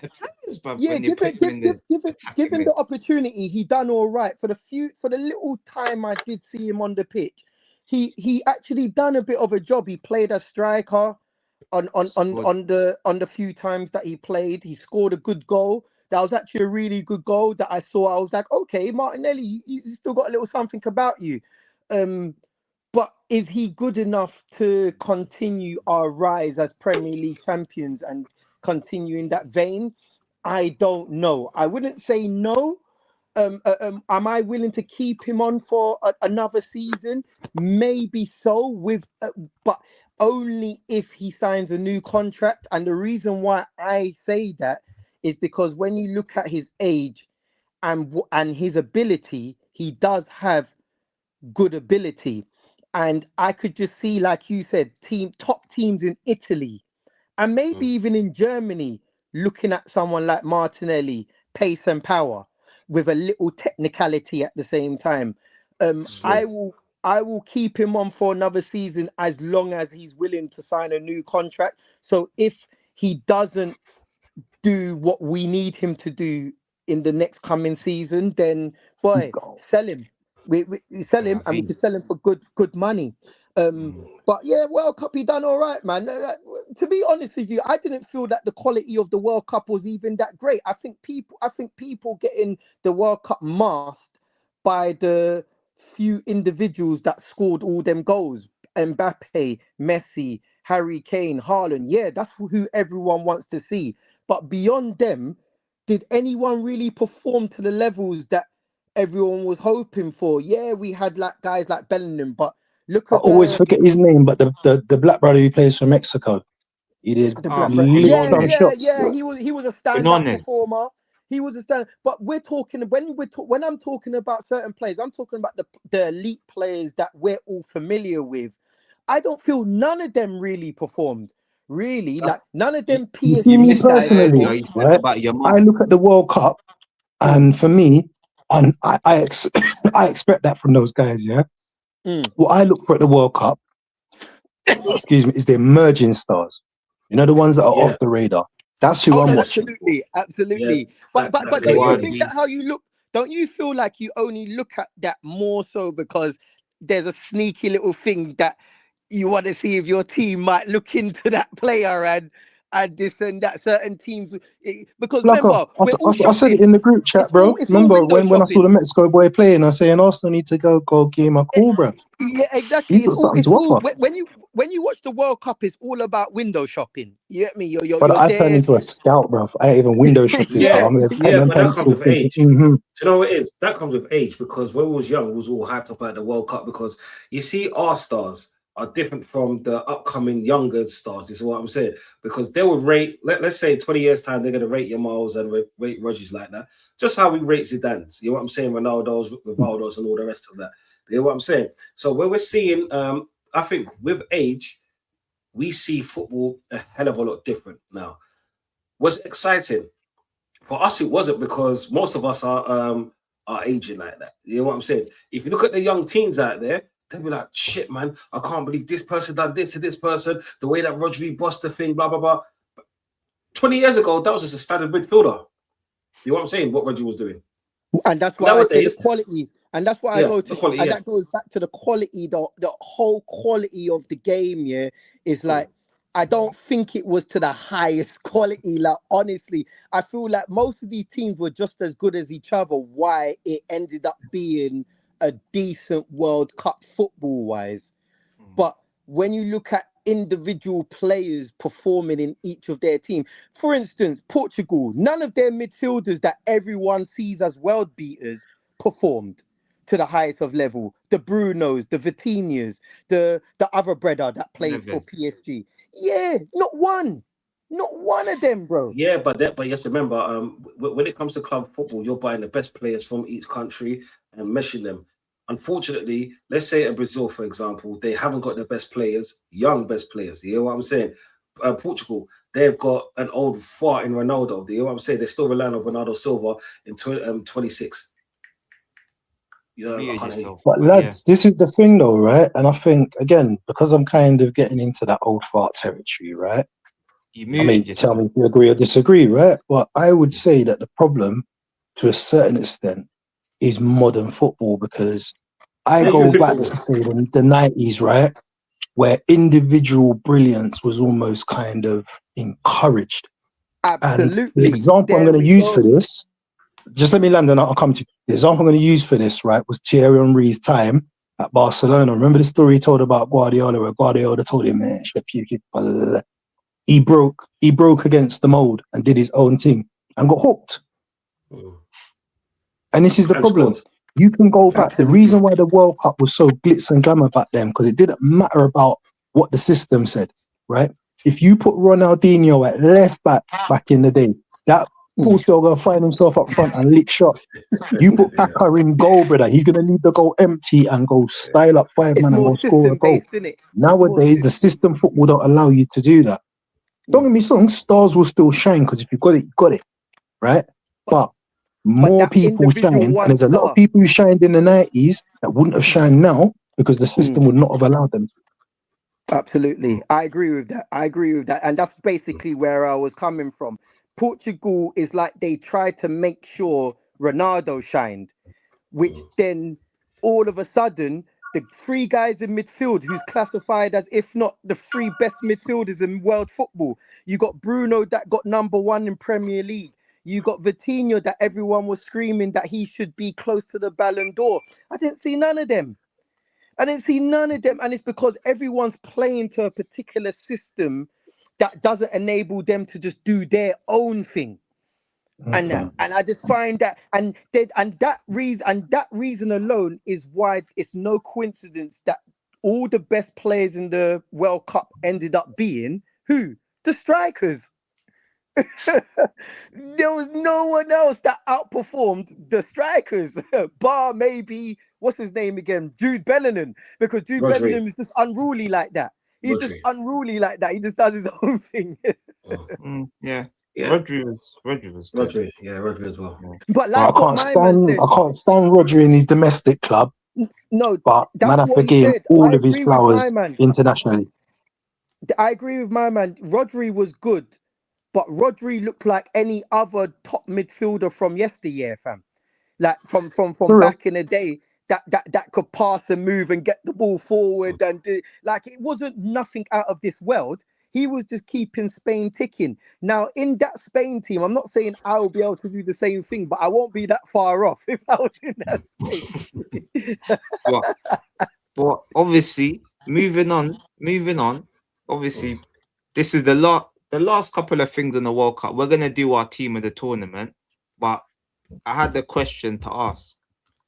Has Africa closed the gap to South America, and have they even overtaken them from the performances we saw from African teams to South American teams?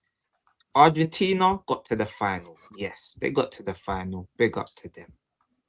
But barring Argentina, the South Americans this tournament were nothing short, you'd say, of a disgrace. They embarrassed their continent.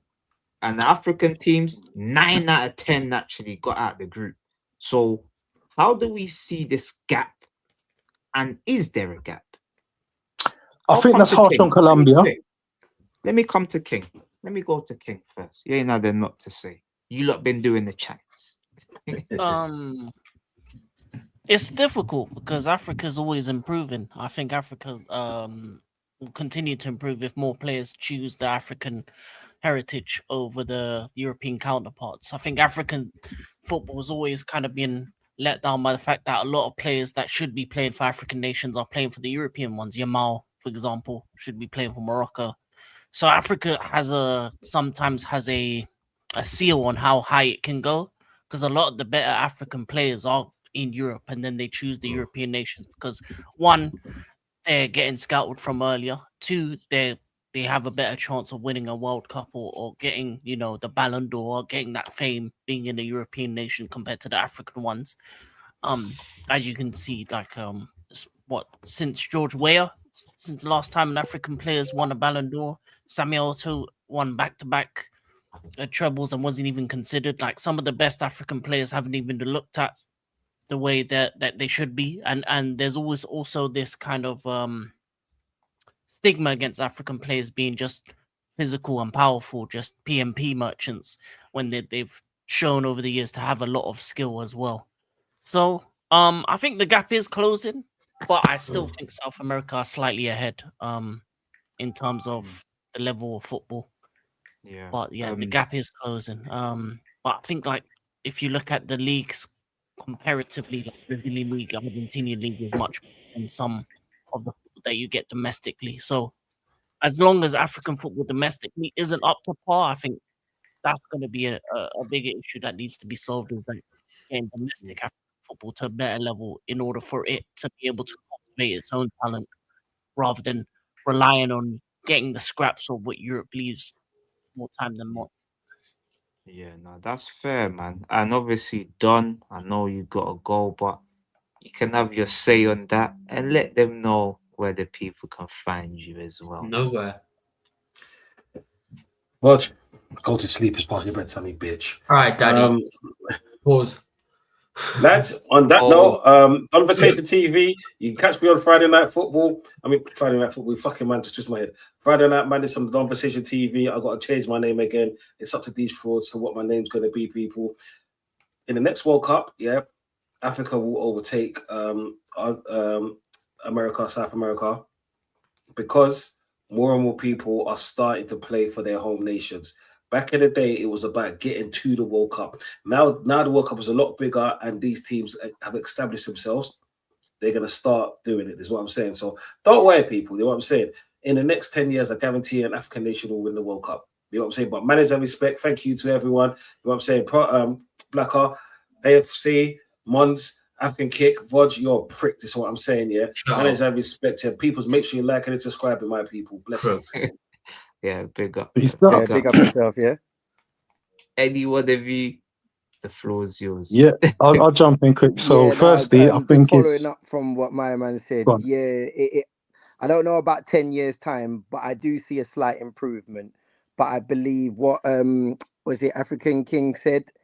There's always going to be that ceiling, because when it gets down to the crunch, a lot of players, top elite players, are ending up going to pick their European counterpart than their place of birth or their heritage, or whatever you want to sort of bring it down to.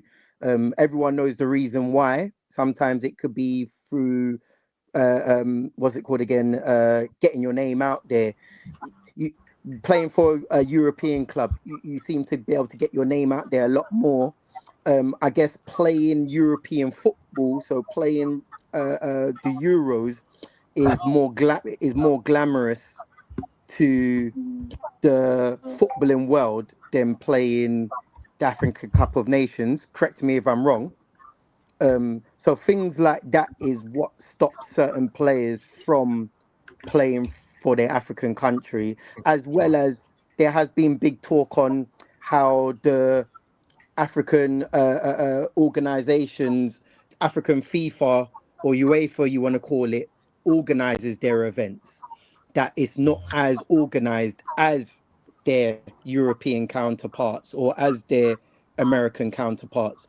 But there's been a vast improvement over the years, and I hope that continues to improve. And like what Mama said, we would see, we would see, because it's like saying Messi spent most of his footballing career playing in Spain.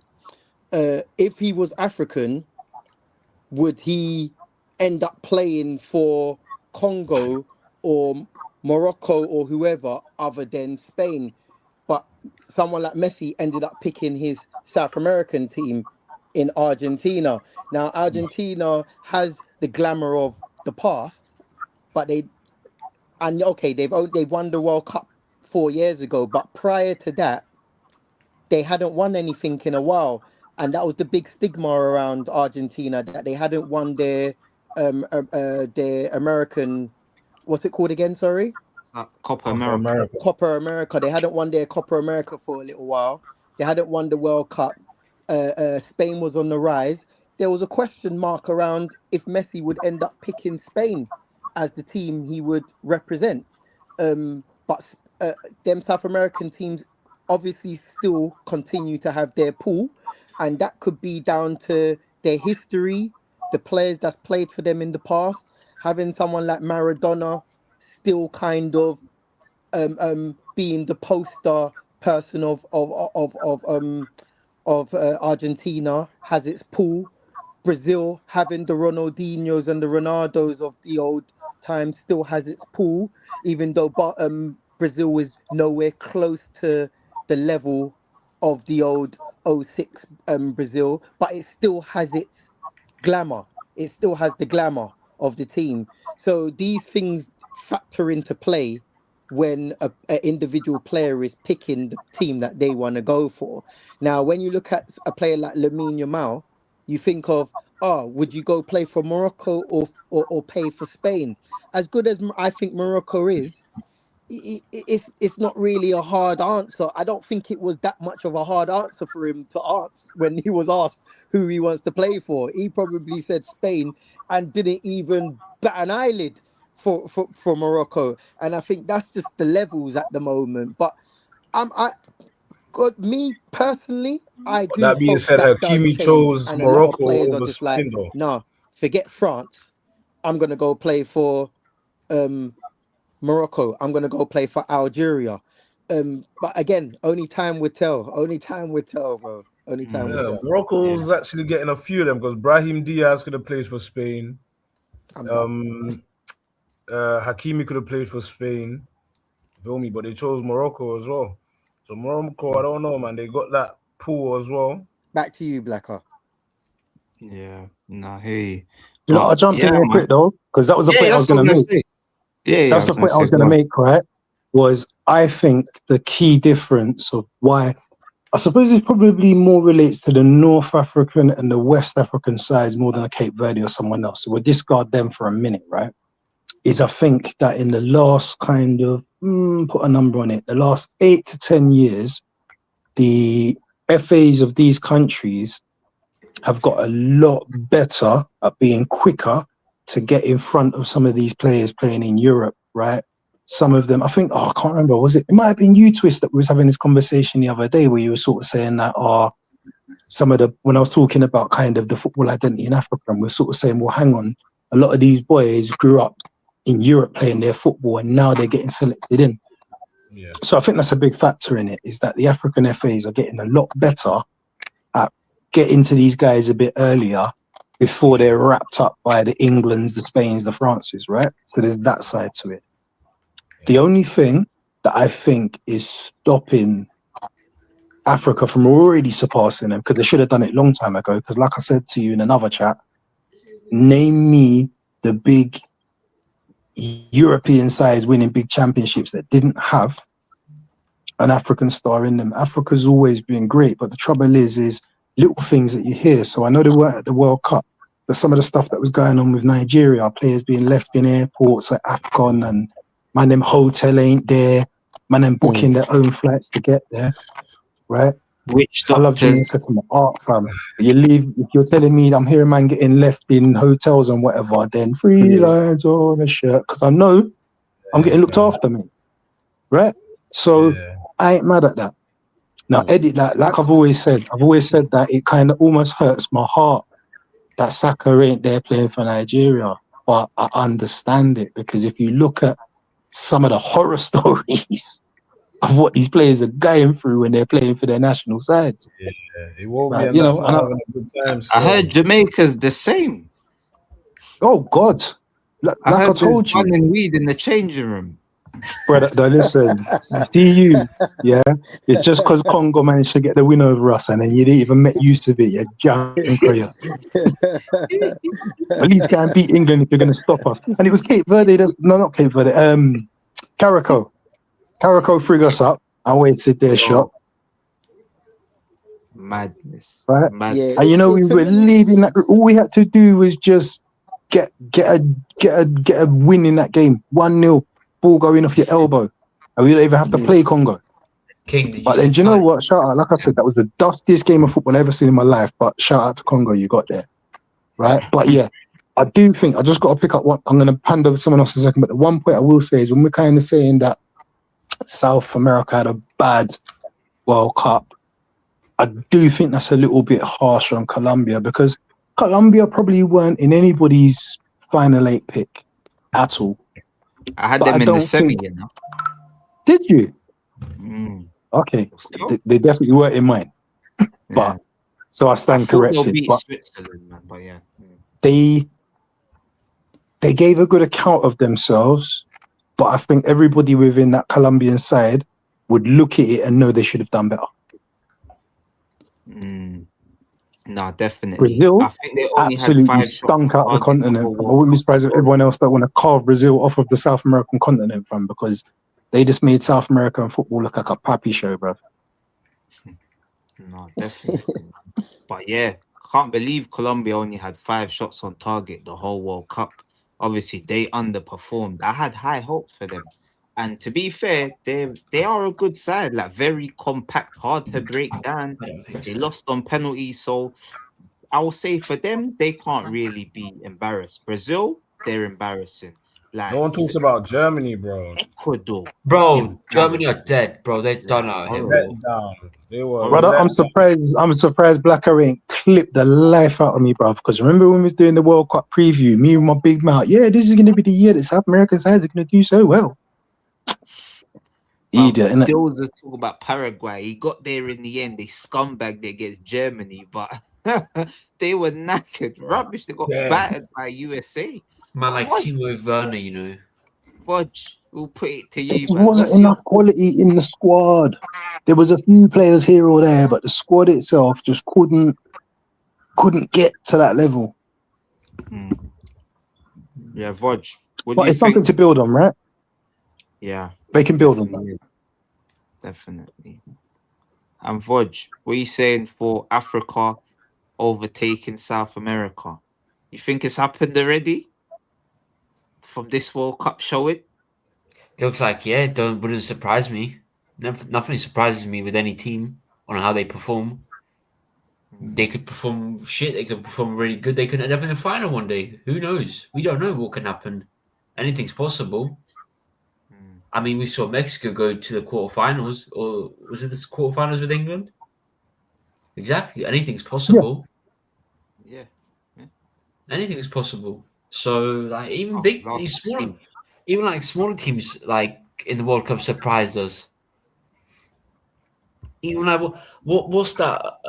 Was it Ecuador that played against Argentina that almost beat them 2-0, and they lost 3-2 towards the end? Egypt. Egypt, yeah, they were cooking. They surprised us. Then Argentina scumbagged it with a dirty win. But yeah. But even Caracas as well. I mean, not Caracas, Cape Verde. So we'll see in Euros 2028. We'll see. It'll be very interesting. Just on that note, yeah, do you think, am I being extra by factoring in that how the reason why I don't feel the quality is that high anymore, even with the players that we expect to perform to the highest level, is partly down to the amount of games that a lot of these players accumulate across the season now? Because if you think about it, they're coming off from Champions League, other cup games, league games, and they're still getting selected for the National League. So of course they're going to be tired. Their legs are gone, bruv. There's extra For friendlies. me, playing in England is a handicap for an international footballer. Because at least if you play in Spain or France or Germany, you get a winter break. And in France they postpone Champions League games as well. Can you imagine? Yeah, I know. I saw that. They actually postpone it to make sure that the team is all right. Shady, bruv. They said Morgan Rogers played more minutes than who was it? There was 2 PSG players. I think it was Dembele and Dua together. That's More mad. league minutes than both of them. That's So mad. they don't even play in their league. They let people like Luca Digne and that play there. People like Barcola, people like Kung Min Lee. Them man play the league games. Them man don't even turn up. They only go for Champions League, cup games, and a few league games. So you can just see that it's definitely handicapped in England. But yeah, man, I think We're that's done a for good the World one. Cup. That's a good one. Anyone else? I don't know if you all saw it. Graham Souness had a lot to talk about when it came to Rice, for instance, and his performance levels during the World Cup. He even went as far as to say he doesn't even think he's that good of a player, especially being in midfield, and that he should be a defender. But there was a few people, including which I was surprised, but I was appreciative, Hasselbank, who kind of put it into perspective and told TalkSport the sort of player he is and the amount of games he's accumulated over the season, and that how he just ain't performing at 100% capacity in the World Cup. But the fact he's able to make himself available and to put in a shift, basically with one arm tied behind his back, is commendable in itself.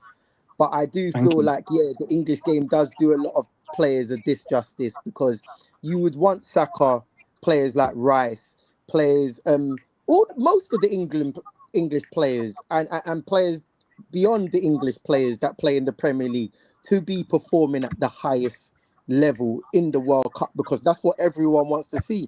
Everyone wants to see a Bruno Fernandes scoring 30-yard screamers and stuff like that. Correct me if I'm wrong. Did Bruno even get a goal this World I Cup? don't even know if you got an assist. You might have got one. My point in thing, but didn't he just win PFA or Writers Player Award, and he got the assist king now? He got both of them, didn't he? He's supposedly meant to be the assist king now of the Premier League, but you can't get not one assist or one goal in the World Cup. Now, to me, that says it all, because your team wasn't crap. You had, if not 2 of the best midfielders around, side by side. Sorry? He's the stat pad king. That's what he is. He's the king of stat padding. Yeah. Right place, right time in league games, but gets found out on the international stage. Absolutely. But whatever the reason may be, he didn't do nothing in the World Cup. And I don't think that's purely down to him and his ability. We all know Bruno is a quality player. It's down to the amount of games. And I think a lot of these English-based Premier League players from whatever country they may be from, I believe that they go into the World Cup not really being that bothered. It's like they can't wait to go on holiday. Like they can't wait for the football just to end. I mean, don't get me wrong. But you know what? Same with Saliba playing for France, right? The conversation before the plane even left Paris was that my man's going to be needing surgery on his back. So where the man go? Okay, I get it. Playing for your country, highest honor. I get it. But now look where that leaves us. Yeah, he's been on the Jack Wilshere Award until at least April. Yeah, stop. And this is the problem. The English game is, look, like I said, I support France, Alele Blues, right? But if England really, really want to take their shot and go win this World Cup, then the FA has to work on getting the domestic game sensible. There's no thing about our fixture schedule logjam foolishness, because they managed the winter break in Spain, France, here, there, everywhere. Remember for the Qatar World Cup, because the World Cup played in winter time, they had a forced winter break anyway. Look, I think Right. everyone likes to get paid, but I just think that the British-based football is just greedy with it. I think with the whole TV rights and the money that's accumulated with the amount of games that these Premier League teams play, especially on certain days, as they already said, the Premier League is the most watched football in Europe, beyond the Bundesliga, beyond the La Liga, beyond the Ligue 1, and so on and so forth. And I feel like that's just got to their heads, and it's like they're just milking it. They're like, right, you clubs want the money, we're gonna give you more games, and it seemed all right to begin with, because the teams, remember, the organization, so Arsenal as an organization doesn't play football. It's the players that play the football. So the organization gets happy and excited. Yeah, more money, more games. Yeah, that shouldn't be a problem. But why all of a sudden is, look how, like, in the last couple seasons, we've been talking about getting more midfielders for your team.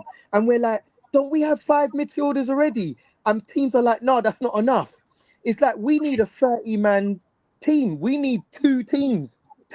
We need 2 teams, 2 11s. You never hear you never hear PSG or Real Madrid or Barcelona needing 2 teams, needing 2 solid teams. They just need a solid 11 and a few sprinkle on the side just to keep them afloat. And But then, Mons, even if you wanted to keep the money, my brother, right? There's always a compromise position. So rather than having an all-out winter break where everybody's on holiday, stagger it, right? Stagger it over the course of 2 to 3 weeks. 10 games played that week, 10 games played the next week. So you've got this week off, they've got that week off. Something's got to give. It will Otherwise, give eventually. It will give all of us are going to shut our eyes and never see England win a World Cup, brother. That's the honest truth. I believe in the next few years it will change, because I think there has been an argument, and I'm even talking from the players' perspective now. There has been a few moans and groans. Players try not to moan too much because they don't want the backlash of the media going, you're moaning that you're playing too many games. No player likes to hear that. But there has been a few little moans and groans over the last couple of years about the amount of games that they've been playing. Even Rice himself has been trying to say it, but in a nice way. That, I played a lot of games, I'm tired, blah, blah. Why are you tired? But the next man that you played against in the Champions League finals ain't talking about how tired he is. And because he had 4 days rest before the game, bro. No, exactly. We all know why. And I believe that these players are slowly but surely making their voices heard. And this sooner or later will go to a health committee to say that how players are being burnt out, being overplayed. Now, the argument from a lot of these organizations is that these players are getting paid well. But there comes a time where money I won't say don't mean nothing, but it will mean a lot less when you can't even get on the pitch no more because your body just doesn't allow it. Yeah, but man, you see with that one, that's one of them that you can debate that all day, innit? But at the end of the day, the broadcasters run the show, innit? So they're the ones paying the money. They're the real ones that are the people that are making the players play all these games. If the players are the issue, they're gonna have to take the wage cuts because there's not gonna be as much money for them, and they are not gonna do that. They're not gonna do it. But this is the thing, it doesn't have to affect the money. It doesn't. Because like I said, if you go with what I'm saying about the staggered week, then you're still Man United playing this week, Man City playing that the next week, right? If you go with that, the broadcasters still get their games. But then the thing we need to do is we need to look at some of the times of some of these frigging games. Because Amazon was one of the worst, fam, coming up with these 8:15 kickoffs. Man United playing Arsenal, Newcastle playing, I don't know, playing Bournemouth. 8:15 on a Monday and a Wednesday night, bro. I'd scrap that Carabao Cup. 8:15 kickoff. Do they not realise that we have work literally the next day, early in the morning? Yeah, mental. But the amount of times I was doing up 10 toes, running for last trains. I hear it, but it's horrible. But people.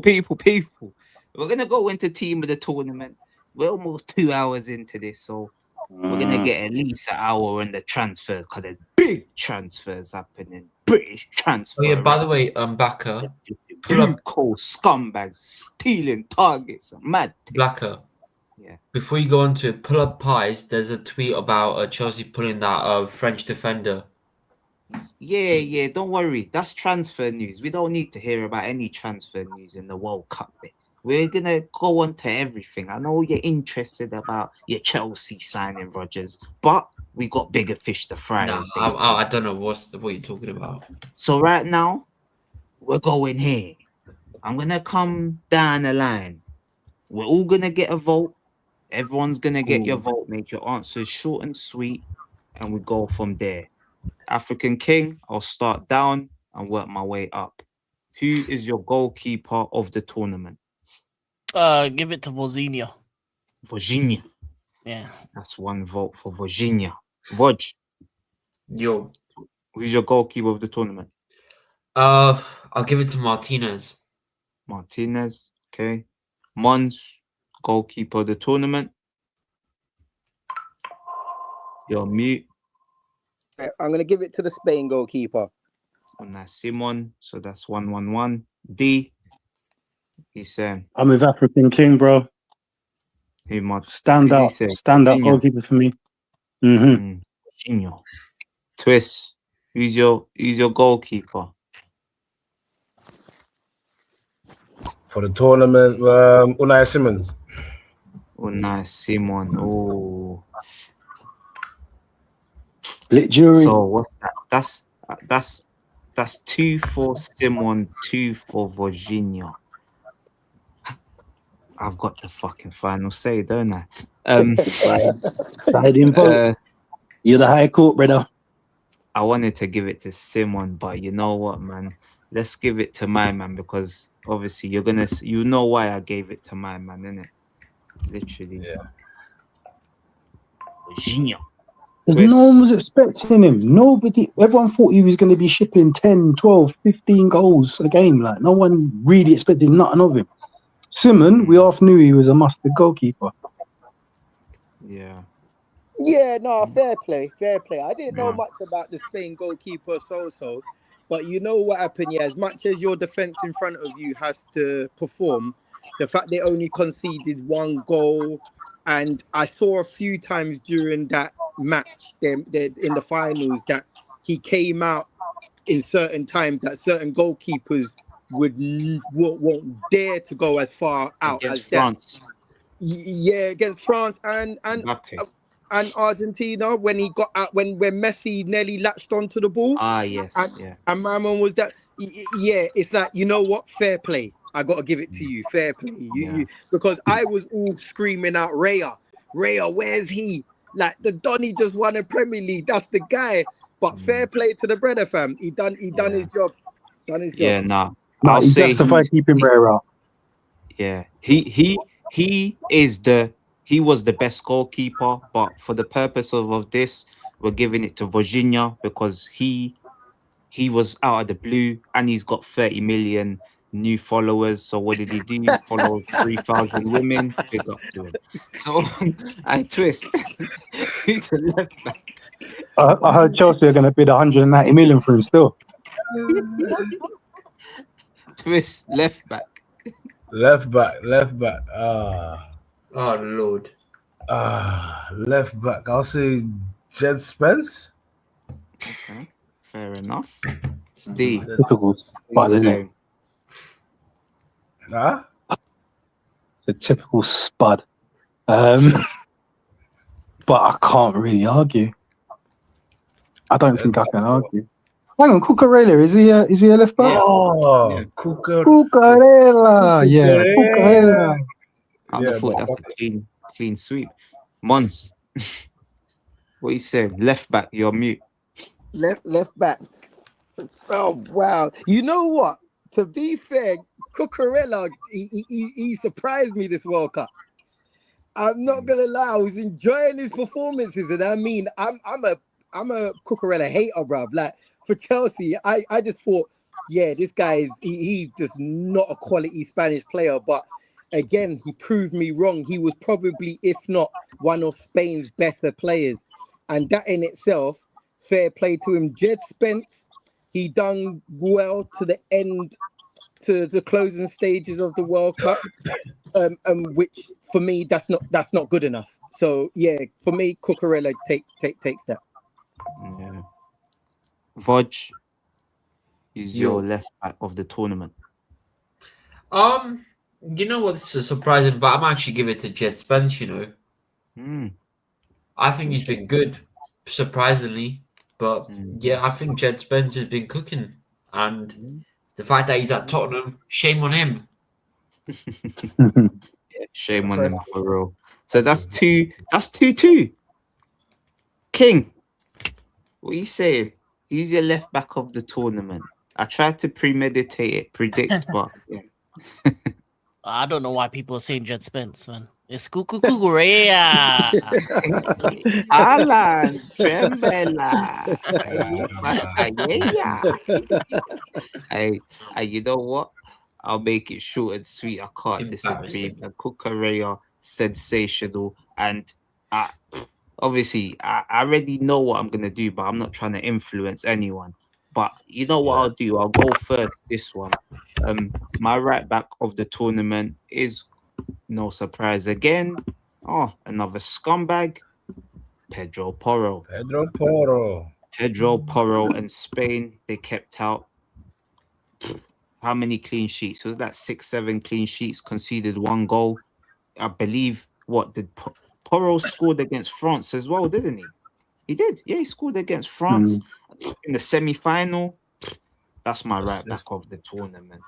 Who can I come to next? Vodge, I'll come back to you, brother. Go on. Who's your right back of the tournament? Oh, I can't say Reece.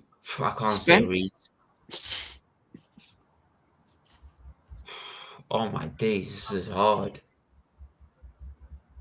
And it's hard because there wasn't much standout performers in this whole World That's what Cup. I mean.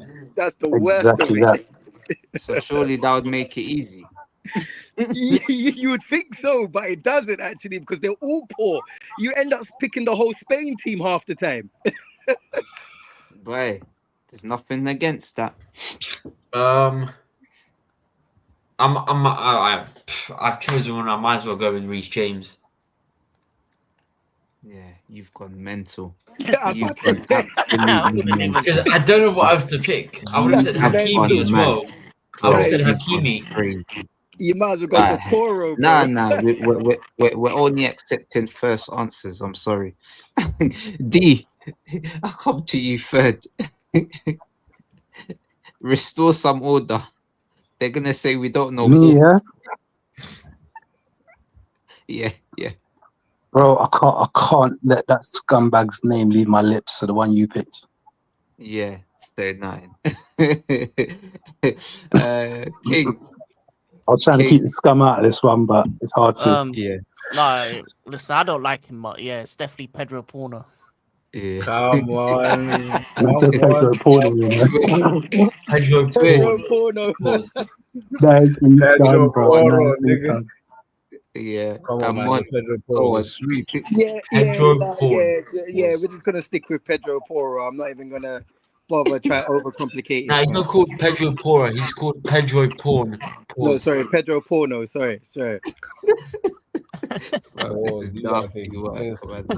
was right there, man. No, but he was told this. He was cold. Yeah, now he done his thing, man. So right now we could have easily had it would have been a Spain clear out, and I don't think that's the mad thing. I'll be honest. It's like, not we a bad just thing. kind of gave Virginia was a popularity contest. That's why we gave it to him. That's the truth. But, Mons, 2 centre backs.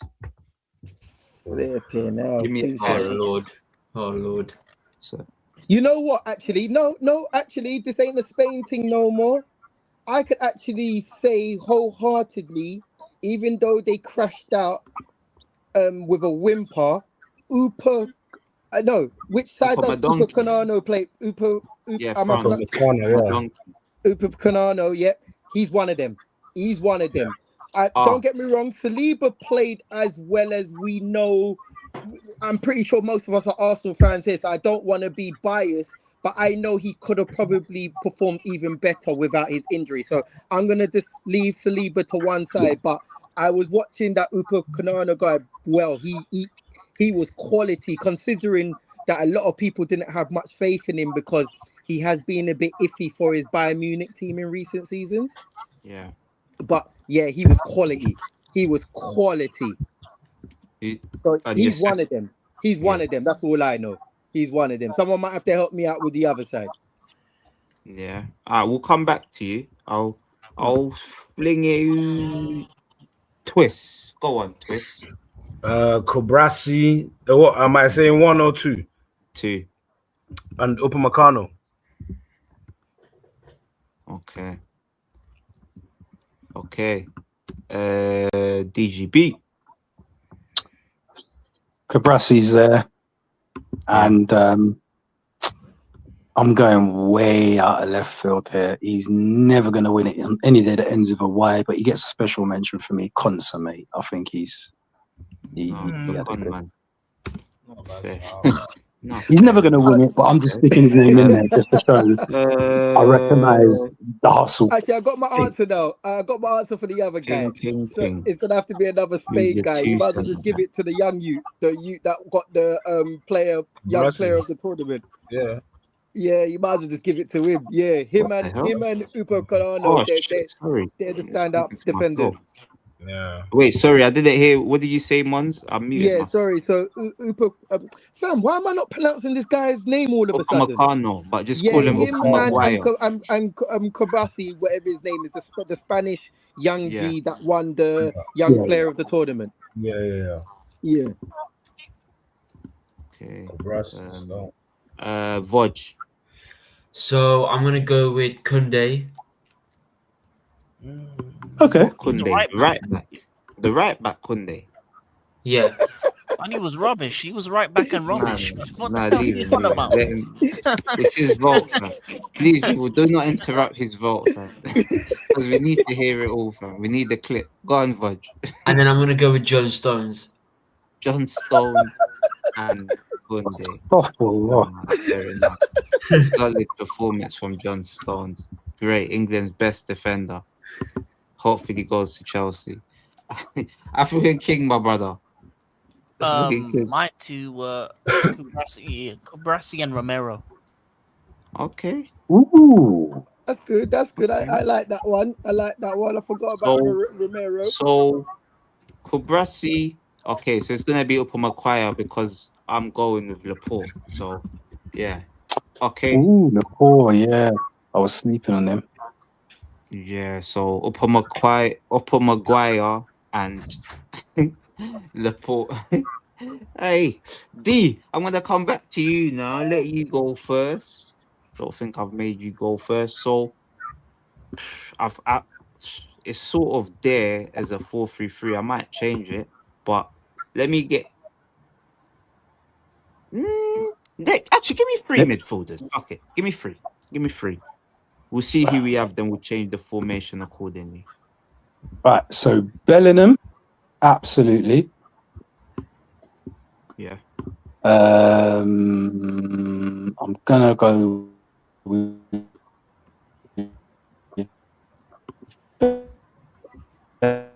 Bellingham and let me see. It's going to be one just such.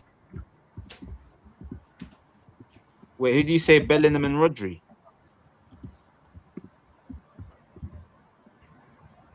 You're cutting out. You've left us. Well, if I'm going to get the Rodri was one of my 2 because I was going to say Bellingham, Rodri. Yeah. Can you hear me? Yeah, we can hear you now. So sorry, boys. I live in Morecambe land, and it's mad. So Rodri was one of them. Bellingham was one of them, and then the Germany guy. I'm trying to pronounce his name, and I'm biting my own tongue. Yeah. Mecha, Baller. Yeah. I wouldn't mind taking him instead of Bruno, but that's just me. Yeah. King. My 3 is Rodri, Mecha, and the Swiss guy Manzambi. Oh, Manzambi. Okay, I'm not mad at that. Manzambi. I've got agendas against Bellingham and Kane, so I can't pick them. Agenda after agenda, innit? Agenda. Mons, can I get The a free, Bellingham one, brother? if I get put to bed. Yeah, No, you Mr. know what? Bellingham. I'm disappointed that I didn't really watch Manzambi and a few other names that was thrown out there as much for me to put them down. But from what I saw, Bellingham, Rodri, and the last one I'm struggling with. Give me a second. Go to someone else. I'm Yeah, gonna give you yeah. what your No, third one in a moment. Yeah. no worries. Twist, I don't think I've come to you, have I? Nah. Yeah. Bellingham, Rodri, and Olmo. Yeah. Okay. Olmo. Vodge. Bellingham, Rodri, and oh gosh,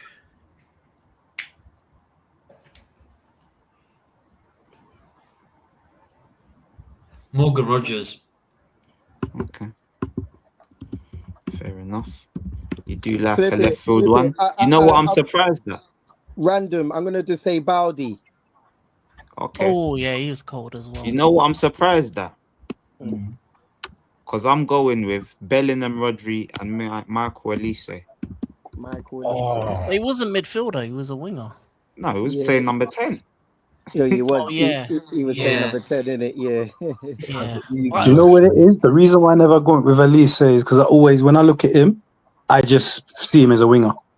So that's where, Fuck. no matter what, you could have put him at centre back, I would see him as a winger.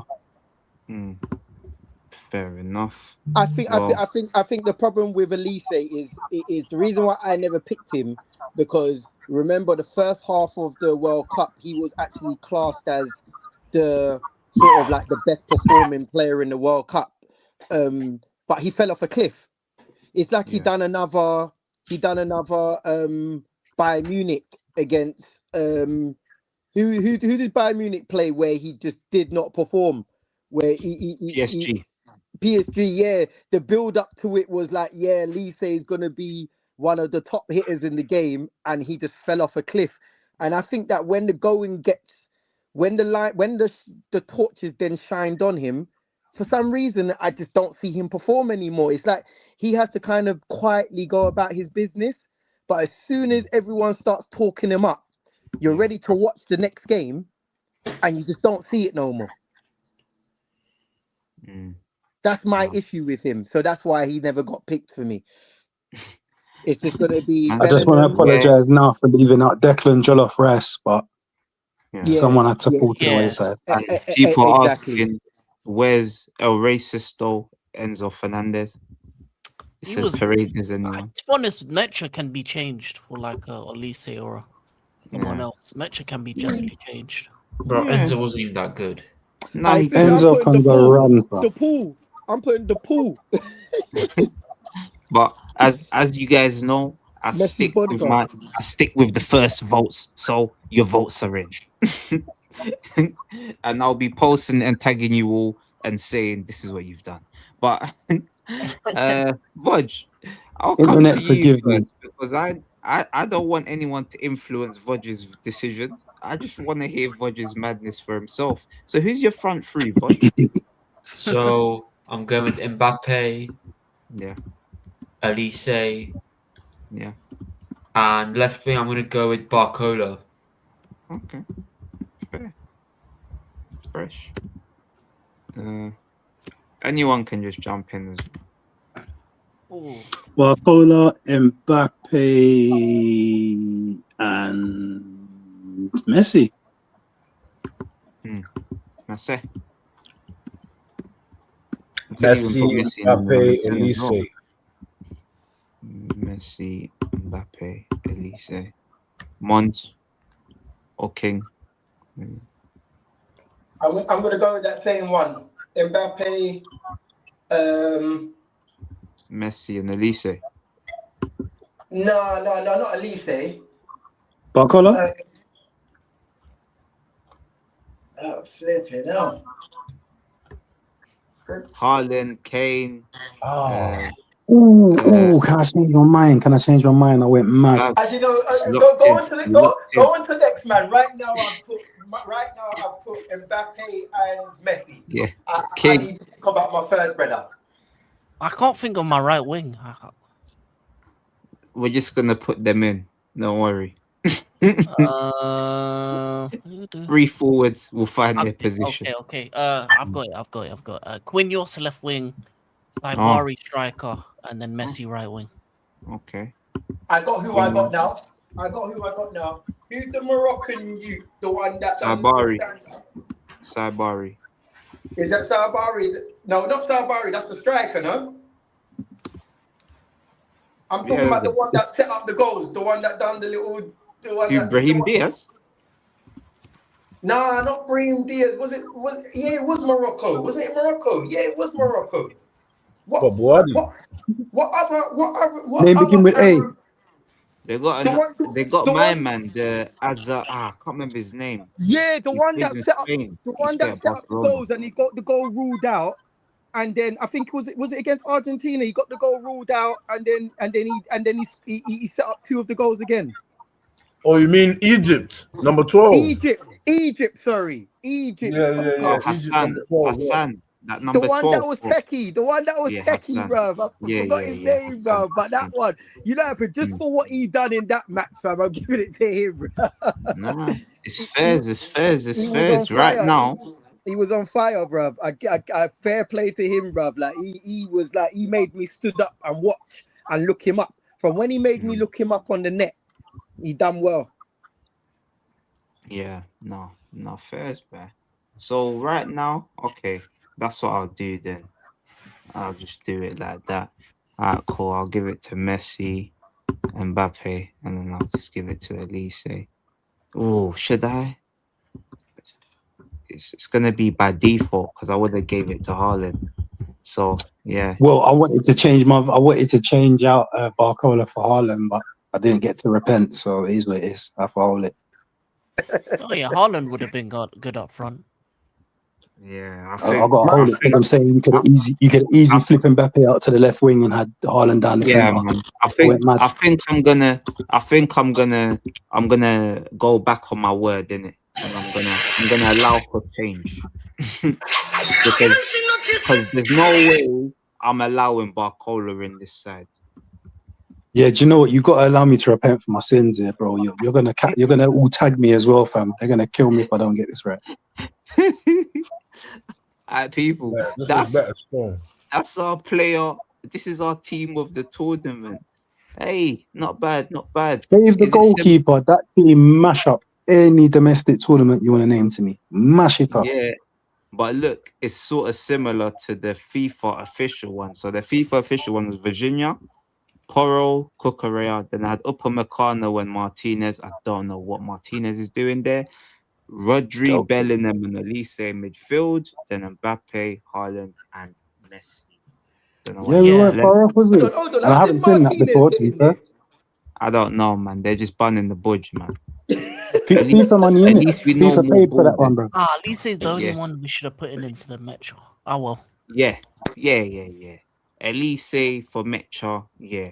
I think you can make the decision and do it. I think people's even sound like they're repenting as well. Are you guys repenting? Repent from that. Everyone's repenting. I completely forgot he was playing 10. I was like thinking right wing. I was like, nah. You know what it is, Blacker? We've got to put him in the 10 as well. I can't leave him just looking like that. I've got to put him in the actual 10. You know, it is, Blacker. I think sometimes when you're put on the spot, not to say it's like undue pressure and that's how this thing works, right? When you're put on the spot and you're just scratching in your head, and then as you start to kind of hear other ones come through and you start to think more about games, you realize, you went mad. I think this is better now, people. So, people, obviously, the last bit of business I'm going to do, I want to know people's player of the tournament and young player of the tournament. And then we're going to keep it stepping, man. So feel free to shout out your names, man. No particular order. So young player, we have to give it to Kabassi. I know we're just sticking with FIFA, but boy, what a turnout he turned out, man. Yeah. And he got the gold medal too. Right? And he's the only one in our team of the tournament. Player of the tournament. Although he got the silver medal, and although we can't stand him country, I'm gonna give it to Messi. Because the way how he carried his team to that final at that age is a testament to what happens when you look after yourself. You're trolling, Lewis. Nah, true, man. Facts. Yeah. There's not many standout candidates, you know. I might have to disagree with everything my man said, you know. Like, it's easy to say Messi, but my big gripe with Argentina is they wasn't equipped, other than what Argentina is known for, and that's the hustle and bustle and the dirty tactics and so on and so forth. There was no one within their team that could, that could complement Messi's ability. And the fact that he had to kind of play more than he probably wanted to play is a testament to, like what my man said, is a testament to his age and his ability, because he probably was on that pitch every game thinking, I wish I just had Di Maria in the team. I wish Di Maria was there. That one guy that could stretch the play. That one guy that could actually beat a man and run with the ball. Do something. Yeah, because I don't know if anyone really saw when Messi was on the ball, how many through balls he gave. And none of his players, they received the ball and none of them wasn't able to continue the run. They would just check back and they would try to build that play again, because none of them are fast enough to continue the run. So there was no point running. And then I say to myself, it's easy for me to say, but then I said to myself, imagine Messi in the number 10 role for France. What about Spain? They would have won. The amount of through balls, it would have been stupid. You're taking the piss back up. Messi for Olmo. I sure know. That would be mental. That would have been mad. But France as well. He could have been just killing it everywhere. He would have killed it. But yeah. Voj. I think young player might be Musa. If I had to just pick someone else, I'm just throwing a name out there. Was Musa good? Was it the one that played for Switzerland, or was it Czech? No, he played for Norway. Is he young though? I don't think he's young. Nusa. How old? No. I say he's like 25. Yeah, it's 24, 20 something like. No, it's actually Yeah, he might be young. We can't still be rocking with young player at the He's young enough. He's under 25. He's young enough. Yeah. He just gets in. If he's 21, he can just scrape in. He just gets gets in. They said, man, he's just about getting in the club, man. Just about, man. Just about. Yeah, no, that's a good left field one. Go. Voj, what you saying, bro? So, the youngest one, I'm gonna go with Jed Spencer. Nah, come on now. He's not even young, bro. He's like 26. I'm joking. Oh boy, that man. Young player. Oh gosh. He's an elder statesman of the game, bro. Wadi, what's the other guy? Well, Nusa. There's more other guys. Yeah. Morocco had a young lady who was popping, but I can't There's remember his name. Baldi. There's Baldi. The Moroccan Baldi, guy that everyone's looking at 100 mil Vanusa, for. that's him. Who? Baldi. Kubasi? Baldi, yeah, Baldi. He could have a shot, no? Yeah. You forgot one though. You forgot one. My young player's Yan Diamande. Oh, Yan Diamande. Yeah, Monday, Madueke 2.0. He was good. You know what, African King? I hear it, but it's just, I suppose, again, it's probably the fault of the World Cup, because it was such a stinky World Cup. He didn't quite get onto my radar, but reflectively, you are right. He should be in the conversation. Yeah. And I then knew there player was of one the- more though, and it was him. That was Player of the one I- tournament, Black. Bro, I'm sorry, but he has to go to Mbappe. I don't care about Messi, but yeah. Yeah, no, that's fair. Oh boy, does he not leave this World Cup? He broke some Top goal records, scorer. didn't he? Top Yeah, goal the highest scorer. goal scorer, I think, all time. Yeah, he's the highest of all time. Mm. I think someone put £50 on that and got, what did he get? I think he got 10 bags. Yeah, someone bet for But the. he done that. He done that He done that 2018. He put Someone £50 bet for on the. Mbappe to break the old Slow school. down. Yeah. You gotta put Oh, does he big work bricks. for FIFA? Bye. You must do. King, what you saying, bro? I'll do a left field one for the all-time for the best player, because obviously you're gonna say Messi, Rodri, whatever. I'll give it I Cucurella, wouldn't man. even give it to Rodri. Who? Cucurella, man. I think his defensive performances, knocking down some of the best right-sided players. No, absolutely. Quieted Absolutely. Messi as well. Like, Yeah. I don't yeah. think Spain win without him. Yeah, he shut down lots of people. He did shut down quite a lot of people. Yeah. Yeah. No, He did what Spence always said that he was going to do and lock people up in the penitentiary. He really did it. Yeah. And young player King? Yeah. Yan Diomande, I would go with him. I think, yeah. I put one for. So wait, one for Diamond. Mons, who did you say? Nusa, right? Yeah, I just said him. Yeah. D, who did you say? Kubasi. Kabasi. And Vaj, who did you say for your young player? Who was it again? Kubasi, Nusa, Yeah. Diamande. Kabasi, yeah, it was him. Okay. Twist. Young player Kubasi. Yeah. Best player Messi. Fair enough. Looks like Kubasi and Messi. Obviously, And again, Rodri sorry, won. I'm sorry to throw that out there. Yeah, that's. I'm not taking away Messi's quality because I'm a Messi fan, but the fact that how most of us are classifying him as the best player of the tournament at the age of 38 and past his crazy. best, and not the Messi of yesteryear, just shows you the quality of the World Cup.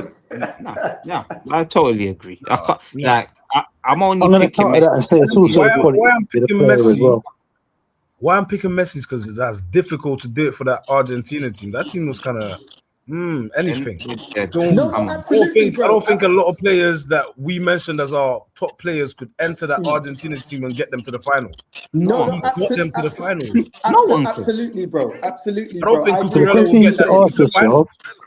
yourself is look at some of the other players that we've said as player of the tournament, so Mbappe. Could France have got to this? Well, they got to semis. Could they have got to the semis without Mbappe? Definitely. Yeah. They have Right? other players. Yeah, exactly.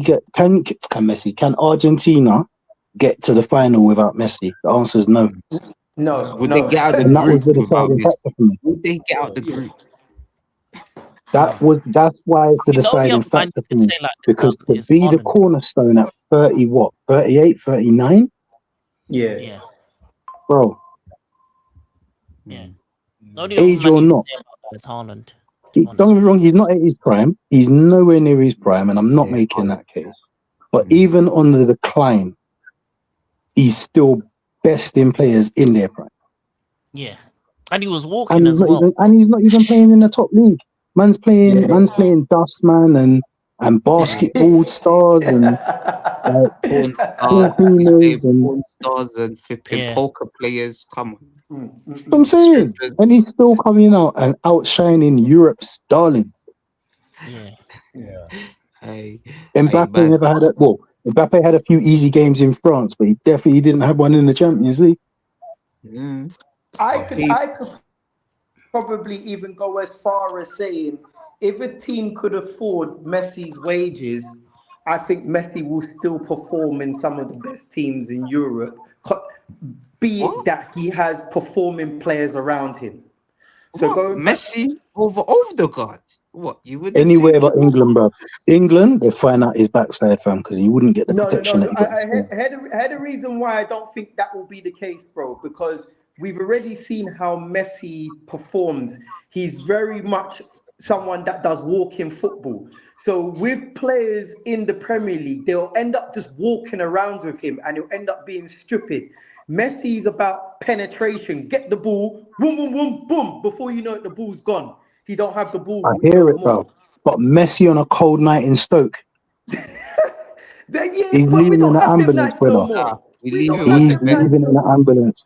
He's on the No, but what I mean, we don't have the Stokes no more. We don't have that sort of. Yeah, We don't. but you still got an 8 o'clock kickoff on a December night in Sunderland, And he That will still be Valor. walking, bro. Yeah. And in he will still Bournemouth, be walking. in Brighton. No, I fully hear what you're saying, but if we're just factoring in the Against weather, Chelsea with then fair Casado on the enough. pitch, fam. But I'm He's just getting no. getting What I'm 10 trying to breaks say. in one leg. But hear the joke thing. That's if Casado even gets to him before the ball's even gone. This is Brother, my point. Messi's a fast mover of the ball, I'm and what I mean gonna by quote Henri on this one all day. All day. that, yeah. Am I alone in this? Am I alone in this? You don't I'll think? take him over Odegaard Yeah, today. because think In about a it. 10, We're if it talking a team with a we're 10, talking maybe. about the best player of the tournament. Yeah, at the age of 38, and what he's done for Argentina, considering Argentina won't get out of the group stages, certain men are saying. Yeah, And but it now would you're have broken saying down one he in the won't end. even be able to do a thing in the Premier League. He will make Odegaard and them man look stupid. He'll probably be top assist man. Man, He'll Messi Brother, if he's different playing level. against Odegaard, he's gonna bully him, right? Because Odegaard can't best him. But I suppose the point I'm making about the Premier League, right, is in La Liga, No, I can't play him because I'm again. not talking about the MLS. Forget the MLS, because that's a joke thing.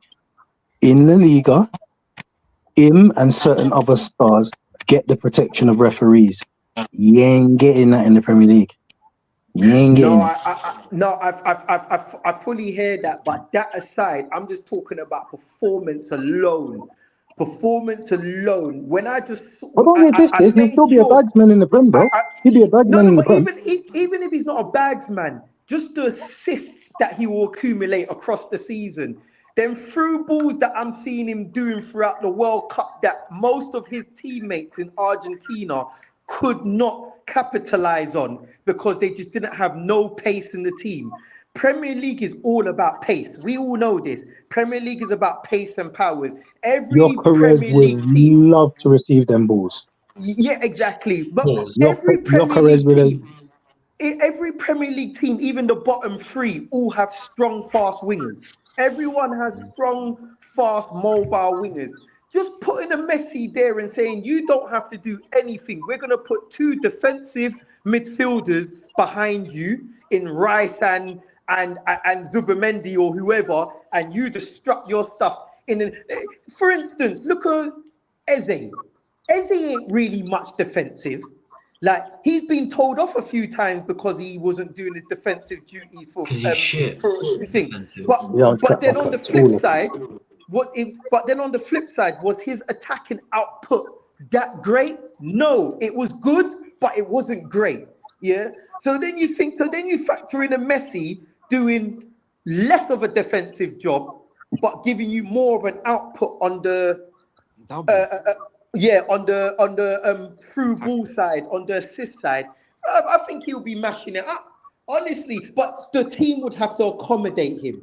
So don't get me wrong. I understand there's a lot of accommodation, but forget about the league and that. The only reason why he won't come because he will demand 800,000 a week or a million a week or something. Boy, Holland's on 900 bags, man. So Yeah. Exactly. So if Yeah. Haaland's on 900 bags, Messi can't be below that. so he needs to be level. He can't be below that. There's won't levels allow to Is that it. what Haaland's Yeah, on? there's 900 levels to it. bags? It's mad though. They got off the book payments. I swear. I think it's 850, something crazy. No, he's on I didn't even 500. think he was earning their money there, you know? That is 500. crazy. These are madness, bro. Exactly. Nah, So bro, Messi that should be coming in, 190 charges for City, bro. he's earning that, bro. Messi he's earning the same thing, and no one ain't trying to put No one ain't trying to bring a man in the team to accommodate and having to pay him that type of wages. No, Bro, it's just he's on. love. I'm sure he's on 500 He is. without If bonuses. you Imagine the brought bonus. Messi to Arsenal on £900,000 a week, there would be protests. You would see all the players outside London Colney. We want 9. We want 9. Mad. Speaking of 9/11. Arsenal, people, make sure you're smashing the like button. We're 2 hours and a half in. We ain't even Damn. got to the main event of the show. We're getting there now. So make sure you smash your like button. Make sure you subscribe. Make sure you got your popcorn. Make sure you got your Because popcorn. it's about to get dirty in here, bruv. It's about to get dirty, and you could even hear dirty guys piping up right now. I'm even gonna have to change the setup just because it's different. You I'm gonna get have to me? whip It's my belt different. out in a minute. You get me? We're gonna put a dirty Tottenham fan in the middle there. We've got 2 Chelsea fans on the wing. People, Morgan Rogers has broken the transfer record for an Englishman for the second time this summer after Elliot Anderson done it first. Chelsea, they said to Aston Villa, look, we know he wants to go Arsenal, but we got the money. How about 117? We'll do the rest. They said, 117. We Don't only forget that wanted they like- leveled out the money by doing a 419 deal on Garnacho. we only wanted like 90, 95. It was playing. It's It was not. saying 130. It's not We were rocket. gonna It's not take- rocket science. It's not rocket science how that deal went. It's not rocket science how that deal went. Yeah. 1 Yeah, second. it is what it is. So they're saying 95. We know Villa would have took 95 from Arsenal. They would have took that all day long. They weren't gonna get more than that. They got 117. When they heard that, when they heard they can get Garnacho and Jackson, they said, PSR brothers, the rest is up to you. We're not sure what Morgan wants to say. Xabi Alonso picked up that phone and he said, listen, come over in. We the only club in London with the Champions League. Come over in. We're over in. We got a project building and we're going for the league next year. It Because stinks that- of Modric. It stinks of Modric, mate. this is what this signing suggests. And I'm going to fling it to the Chelsea boys first. Actually, I'm going to send it to a neutral because we've actually got a neutral in the building. So, my question to you Yes. is, was Morgan Rogers, did he make the right choice? And also, were Arsenal right for not spending 117 and matching Chelsea's bid? All right, cool. Number one, did he make the right choice for himself? I don't think he had any loyalty to either club.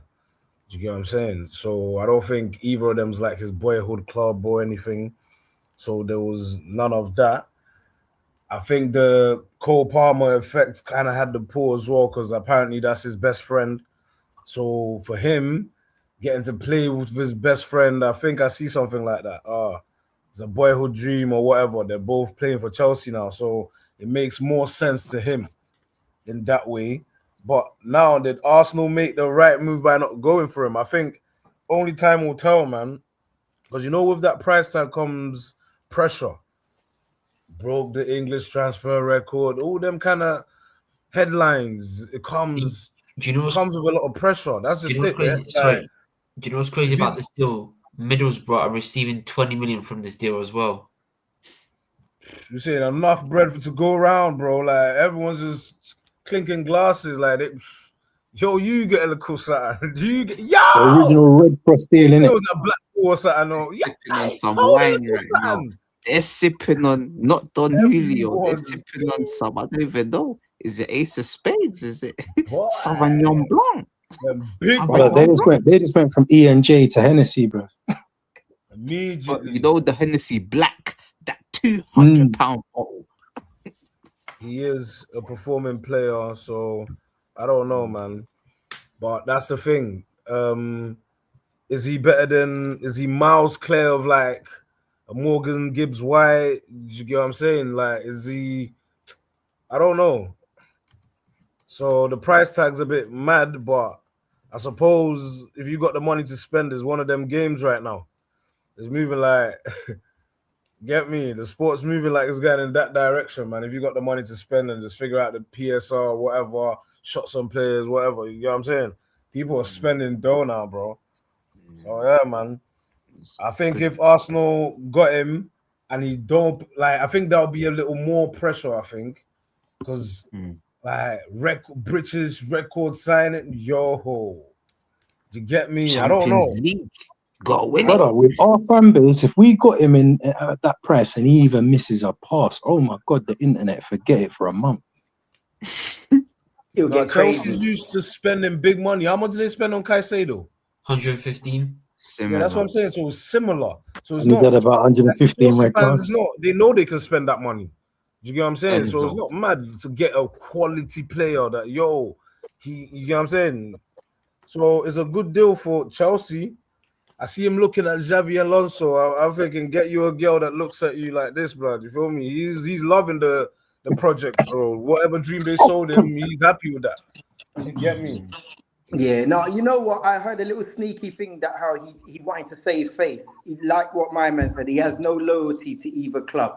Yeah, his number one option was Arsenal, but when it was put to him that Arsenal is when it was put to him by Aston Villa that Arsenal ain't willing to go to the lengths that Aston Villa wants them to go, I heard he wanted to be as respectful to Aston Villa as much as possible.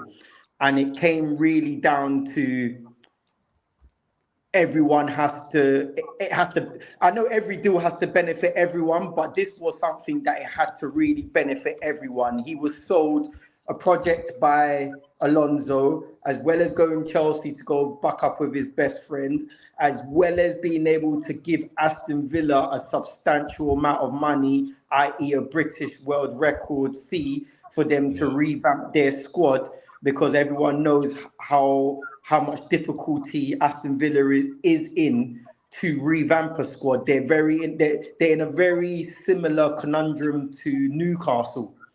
So I think when you factor in all of these things, I think him and his agent probably came together and said, you know what, I know Arsenal was your number one, but you know what, you could probably end up being the shining light for Chelsea, because Chelsea wants to improve their project. They haven't been performing well, but they have been throwing money at the team. You're going to get a good wage. You're going to get a long contract. And let's just say Chelsea do perform well this coming season, then he will be looked at as the guy that made that happen. Whereas in Arsenal, I guarantee you now, not saying that Arsenal is worlds ahead of Chelsea, but he would just end up being another body for Arsenal. I don't think he would be, if we bought him, I don't see him as the de facto marquee signing for Arsenal. I don't rate him on that level. So that's my thing. Like, I'm going to start him at left wing to do what? Like, he's a playmaker. He's a playmaker winger. Like, yeah, my preference is I want a faster winger. Someone like Trossard could tell me otherwise and said, yeah, but Ramon, your fast winger got benched by me. That ain't fast. You get what I mean? So I hear it, but yeah, nah, not for me, not for 160 million. No, not for me. Yeah, not Nah, I for hear it. I just Chelsea. want for life, I think he's got to go. One second. Voj got a goal. Voj? Yo. Yeah. Obviously, give us your quick thoughts on Rodgers before I know you got a goal, and let them know where they can find you also. This is strange about Morgan Rodgers, because I thought he would have joined Arsenal and not us, because we have no European football. You don't laugh at Arsenal? What's a Chelsea fan? Kind of shocked. I'm completely surrounded, blood. Someone's got to be. Voj, you still there, mate? No, I think he Those dropped out, off, man. probably. Yeah, Just, man. What happened to him, He bro? was tired, bro. He's panicked, man. He's panicked, man. And the bright lights of propaganda was too much for him, man. But Vodge, my Can brother, you hear me? yeah, we can hear you now. Oh, Oh, you're sorry. still here. Go on, give us your thoughts before you go. Yeah, like I said, it's weird because I thought he would have joined Arsenal because of Champions League and that. And when I saw Bamba from Onsi, I'm like, you're taking the mick. There's no way. And then when I saw Medical, I'm like, yeah, there's no way. It's just crazy, though. It's crazy. And now I'm seeing tweets about us hijacking possibly Bruno Guimaraes. It's like, bro, what are we doing here? What? Are you happy about Fam, that, you mate? man standing in the alley with a shank, fam, just moving to Arsenal targets, bro. Like, hey, come here, man. Hey, come here, man. You get Listen, me? Chelsea are moving mad. Moving Xabi Alonso's dangerous moving Hey, right mad. now. Hey, but speaking of that, there's a bomber. Lacroix. There's a bomber from Brazil. Okay. Arsenal have formalized a new proposal worth 80 million euros plus 5 million in bonuses to Newcastle for Bruno Guimaraes. But yeah, we'll see how that plans out. We'll wait for all Euros this. He's ain't gonna gonna cut he's it gonna though. come It's still under the over. He's valuation coming of over. pounds. That's one I don't see breaking down. That's one deal I don't see breaking down. He's gonna be coming over. Don't get me wrong, good player. Happy that he's coming through the door, but I'm more excited about who we're gonna get in the attacking end of the pitch. But bro, do yeah. you think he's would he be willing to do what Isak did to leave though? Because what if Newcastle No, I don't think he would have does to. that, I though? don't think he would have to. We'll have I don't to. think he would have to. Have they I made don't those think. signings? Because the fans are kind of moving nuts. No. The problem is the reason why I don't think he has to, because the problem is the Newcastle manager has made it straight already. They don't want a repeat of the Isak saga, so it's going to be a thing where they're going to try to do it as peaceful as possible. They've remember Arsenal hadn't really even put in a formal bid. They done it through intermediary. So Arsenal is joking out the thing, but they've told him that how as long as the price is right, they'll go through. The problem with Isak is they made a stance to begin with that he wasn't going to go for no price. But then it got to a point where it was like, okay, he's going to go because he's crying like a baby, but we want big money for him, or we're just going to let him sit there and rot. That's how they played it out to be. But I don't see this ending up nowhere like the Isak saga. Plus, I don't think the stature of the deal warrants that sort of behavior, to be fair. King. Let me come to King. You're now left alone with the Gooners. You had your Chelsea rep, but yeah. What are you saying, King, man? Thoughts on Morgan Rogers and thoughts on if Bruno G's available, you fancy the hijack? I'll start with the Morgan Rogers situation. I think the problem with Arsenal is that they move too slow at times. This is a seller's market.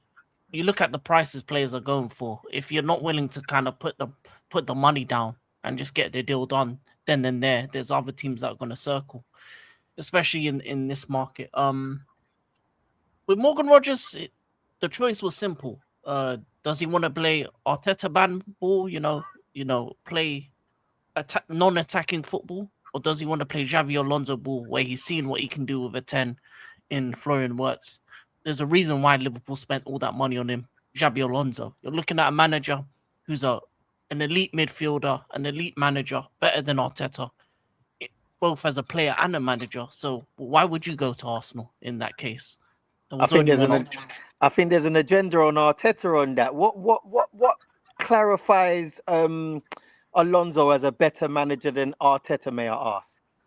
Unbeaten in Bundesliga against a Bayern team. Yeah, because he was and plays a unbeaten better style of and plays a better style of football. But doesn't need to go all defensive. There's a lot of factors to consider. So we can't factor in the play that. So all of a sudden, the Premier League doesn't matter about it being the toughest league no more and having the better teams to compete against. That doesn't matter no more, no. Last year's Premier League was terrible in all accounts. Whether it was terrible, was just corners and free kicks. It wasn't attacking. On the eye, it was terrible. But we're talking so as what did your attackers do? Let me know how many goals and assists did your attackers have? put the numbers on the table, and it's nothing. You know why? Because you don't attack. It was bare corners. It was bare defense. It was bare decisions that you got. Well, we must have had to attack if we won. No, season, no red card, no penalty given. These Yeah. are things that don't happen. How are you saying Okay, you that got some sad violin music to backdrop this little dialogue. yeah. Why You would would I have to want put the violin. If I'm Where's an the attacker, violin? why would I want to come to your team and do nothing? No, you know what? Fair play. But I mean, Why would I want to when I can play Jabi Alonso total football or play, terrorist football with Arteta? But Come where on, have man. you got this? Where have you got this notion from his terrorists Bundesliga days? won the league. Wait, hold on. Is this what we're basing it off? His Bundesliga days? And at Real Madrid, he played good football, but it was the players' issue. Obviously, they had too so big now egos. now it was the players' issue. Yeah, So he wasn't. So he couldn't have been. They did No, it so to hold on one second. Ancelotti. They did So it to one him. second. They did it to Arbeloa. They never won anything last year. Why? Egos. Egos. What do you mean? They won 3 Champions League prior to Mbappe coming into the squad. That's only one guy that's come. The biggest ego came in and flipped it all around, and all of them egos just a melting pot of egos. That's what they are now. You know, I was agreeing with you up to a point, but now I just feel like you're giving excuses for him. Not really. Listen, in the end of the day, Arteta had an ego in his side. He sent him packing, and we had to do plenty of egos, and he got rid of them, and he had to rebuild. Hey, not the level of ego of Mbappe. That's that. He's a dictator. You see what he's doing now. Head. There's levels. Yeah, but Aubameyang thought he was God. No. Forget the dictator. Aubameyang thought he was God. Nah. Come on, we're not comparing Aubameyang to the ego of Mbappe. That's there's levels to egos. But I'm not comparing the skill of the two players, but the ego in Aubameyang's head, he thought he was levels. Absolutely. So it doesn't matter about the level of the player. Ego is ego, regardless of how big your ego is or how small your ego is. You can play in the National League and have the ego of Messi, bro. Exactly. It doesn't matter. It depends on that player, that individual player. The thing is, no one wasn't the biggest fan of Arteta's football, but one season we're basing this off, and we became champions. Multiple seasons of terrible football from Arsenal. Multiple seasons. If I'm an attacking player, why would I want to play for Arsenal? Why? But we was one of the most attacking teams. I'm not unless I'm 6'5", scoring headers from corners. I don't want to play for Arsenal. But what if I said? What if reality? What if I said the back? What if I said the back? But what if I said? But a lot of people's backed it up that Arsenal was one of the most attacking teams in the Premier League. Be it why they scored the amount of goals, and it's because we were such a solid defensive unit. People were just upset about that. Attack where? But you have to score. You have to score to win, no? Yeah, corners and headers and volleys. That's what you man want. But how do you win corners? But that's still a. We're winning the corners by shooting the ball from the halfway line. Yeah, exactly. That's pretty much. That's what they did. Corner play. Is that so? Come on, Africa. You don't believe your own eyes from up here cracking up laughing. Come on, you could give us a bit of slack, man. You know what? Come on. I'm not saying I was the biggest fan of Arteta's football, but I respected it highly. The defensive structure and the discipline of that 11 was quite refreshing and quite mind-boggling at times, especially the first 10-15 games where no one said that no one could even get a shot at the goal. Now, to me, like defensively, if I'm a centre back, I'll come to your team. No, to me, that's amazing. But to me, that's amazing in itself. Like, we all want to see. What are you going to say about we signed 10 centre backs and your team's out here doing up child smuggling from 19 hour long, fam? What are you talking about, fam? You man got about 140 strikers, bro. About 25 goalkeepers and about 50 million centre backs, bro. Go on. I swear you lot got Dazazzi coming back. Oh, he's gone. We're gonna be gone now. He's official. He's gonna be gone. Okay. Just quickly before you move too far, I just got 2 points on the Morgan on the Rodgers thing, right? Yeah. Did he make the right choice? Time will tell. Were Arsenal right to walk away? Absolutely. This is what I want to see my football club doing. Is I don't want to see them getting dragged into these bidding wars. You have your valuation for the player.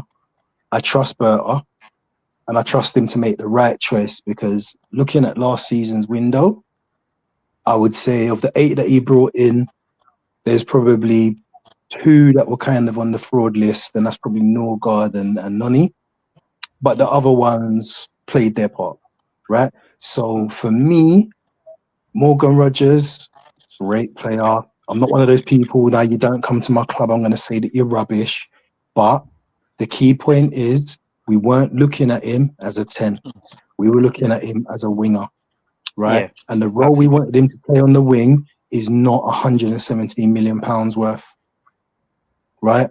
I might have gone to 110 and I might have gone to 110, 115 if we were talking about him coming in and being the 10 and moving Odegaard on, who's going to move for a bit of money that counterbalances that exchange. So the Absolutely. 110 becomes more of a 40, 50, 60 million pound spend. I would have moved on that basis, but to sign a man at 117 million pounds to be some action Jackson left winger when we all want that fiery pacey guy, you'd have caught me outside the ground on protest mode. And if you want to understand Arsenal's thinking, go back and look at the interview that Josh Kroenke did at the end of the season with Arteta, and they asked him about his thinking around the Rice deal, right? And he said that actually, as a board, they didn't initially feel comfortable with going to that level of money. But what made them do it is they looked at Rice as a profile, what he'd already achieved in the game, what he brought to the team and what he brought to the pitch, and what they believed was an ability to surpass what he'd already done and get to an even higher level. And that's what made it value for money. And I would argue that Rice has done that. So money well spent. So for me, if the player, it's not about Arsenal being tight pocketed with money, because to be honest, at the end of the Wenger years, and Wenger was the tightest of the tightest, he went and splashed out 60 odd mil on Aubameyang. So we were starting to spend the money. We went and spent 70 million pound on Pepe, but that was a bit of a scam with the guy who came from Barca and he lost his job for that. Right? Yeah. So spending money is not always the problem. It's sometimes we take a little bit too long and play too many games in negotiations, because the fact of the matter is, if we had just been very intense in our negotiations, we'd have bagged that player for 90, 95. We kind of tickled their interest for a little while, and Chelsea come in and just said, "I'm get money." But I'm not mad, because we've seen this movie before. We get interested in a player, Chelsea go and throw the bank book on the table. We go and find a cheaper option. Trossard and the Ukrainian boy who's basically dyeing his hair at the moment because he can't play ball for the next 4 years. We made the right decision there. I'm sure we make the right decision again this time. Yeah, nah, I hear it, man. I'll be honest. My thoughts on it, I'll be honest, man. I'm not too mad at this deal in isolation. Rodgers, good player. I would have wanted him at my side. That's where I'll begin. I'll say that first. And I think this could be a transformative signing for Chelsea, because I just see Chelsea's my dark horse already for next season. Just with Xabi Alonso, just with this signing, and if he's able to get his tactics spot on, if he's able to get it bang on the money, they're going to be a threat, especially as they're young. So younger players are a lot easier to mold and get them to fit into the system, just because they're able to take on this information on board and have no ego. What, boss? You want me to do this? No problem. They're going to do it. They're going to do it. A lot of those players, Chelsea got players that we don't even know. We don't even know their name. They're coming in. This is the next guy, Quazadele. What's his name? I don't know. A left wing back, they're saying. Quazadele. The one that comes from Portugal. Bad boy. That's Quenda. There's another Bad one. boy. Who's Bad the other boy. left back, King, that you lot are looking at? I don't even think you've got him. Pep Chavere from There he is. Spain. Another guy. They're just getting names in that we don't know. But we've seen this before. when they stole the title away from us. We was top. We beat them. We made them go to 5 at the back, and they never looked back.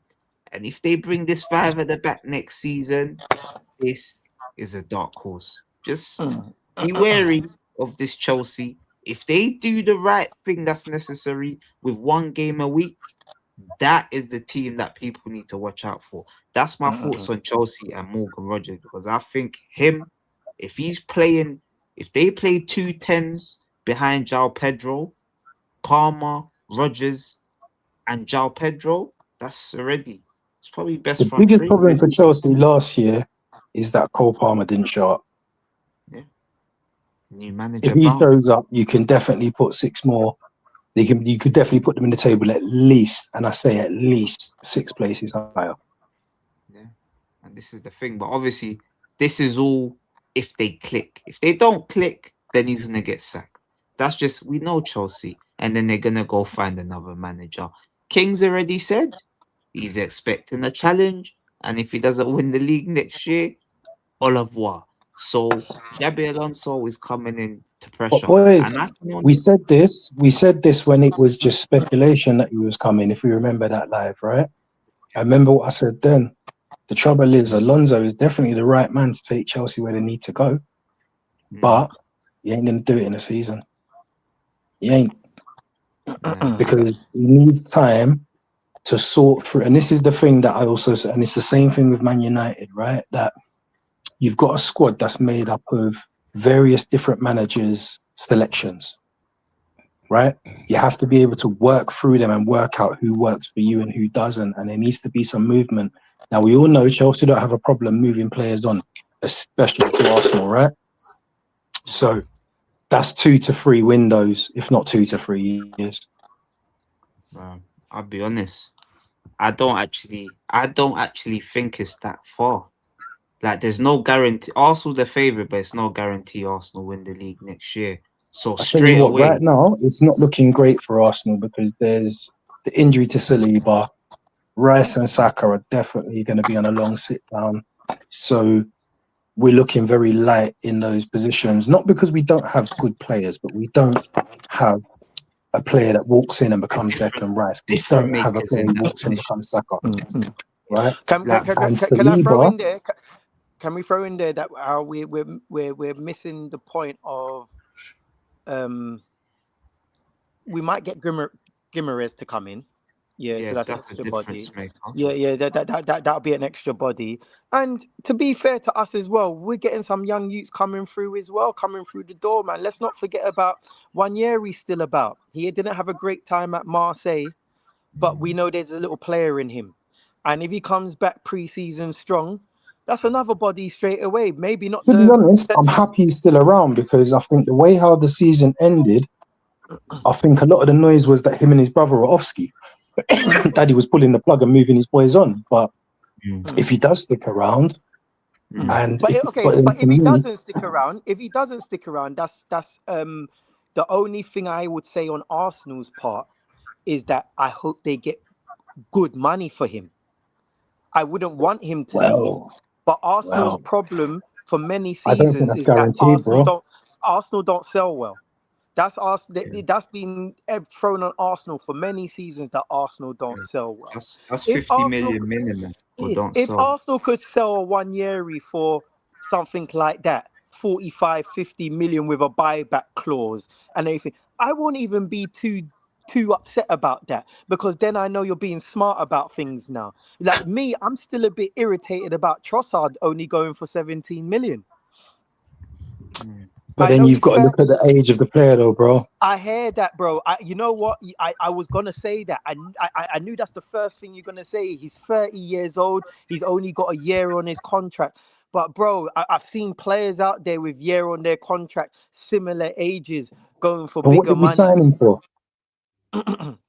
20 odd, isn't it? Yeah, about 20. Yeah, about 20 mil, 25 mil max. No, I'm saying what we signed him for. Yeah, I think 26 we signed him for. Yeah, so yeah. We got what 2-3 years out of him, and he scores the goal in the after review. West Ham I number still, 19 I game. still feel, no, absolutely, and I'm not so angry, but I still feel we could have even made a little profit on him. Be it that hell, he ended up being one of our main guys that Yeah, won us but the Premier League. So you got I a hear know you. Premier what? League. You get me? I'm You not got a think- Premier arguing League. with you. I would just Yeah. say that my position is slightly different, and I look at a player like that, and I think he's the type of player that I look at, and I think I imagine myself in the office with Arteta, and I'm having the conversation. Obviously, it didn't really happen because he was at the World Cup, but video call, whatever. And I'm saying, Truss, brilliant, thank you, but full honesty and disclosure, I'm going to be looking to bring in another left winger, so that's probably going to affect your playing time. You've helped us get over the line. Let me help you get the move that you need. And I think in that instance, profit doesn't become the priority for me. It just becomes with a guy who served you loyally, get him a move where he can go and play some good football. And I just And you write know- that move, that particular Trossard move, I write it off like that. So I take But- profit out of it. But what And you that gotta look at probably- it, And that probably what It's- happened. That it's probably profit is what anyway. happened. Sorry? It's profit anyway. He's on Yeah, the books. He's probably down about 4 million, 2 million even. Yeah. That's probably what he's worth now because he's seen out the contract. He's done the time, all of this amortization. So they're probably looking at it like it's at least a 10 million profit on the books.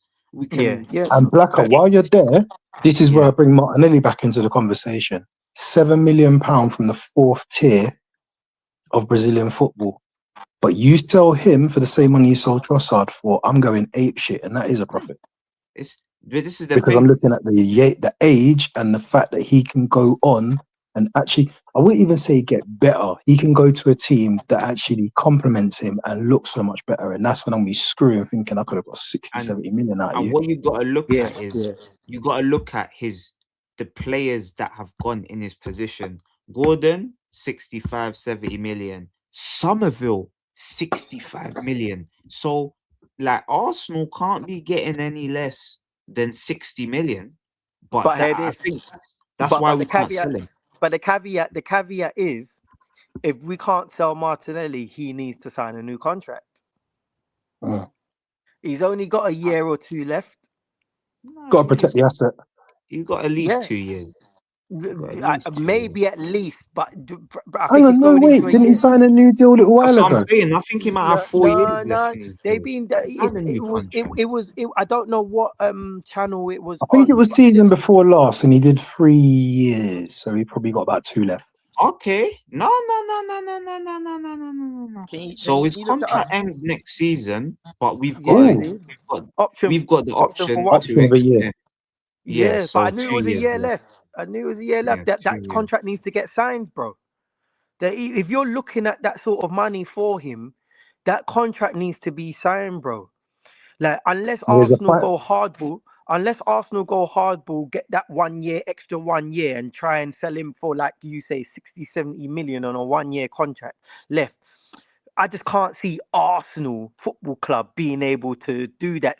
Be it that they don't do that, like we said.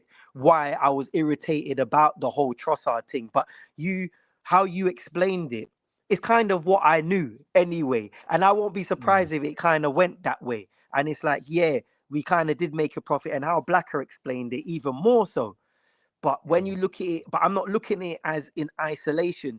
I'm looking at it as a whole football club as a whole. That how this is, you done a nice gesture for one player, but you can't do big hard business for the next player.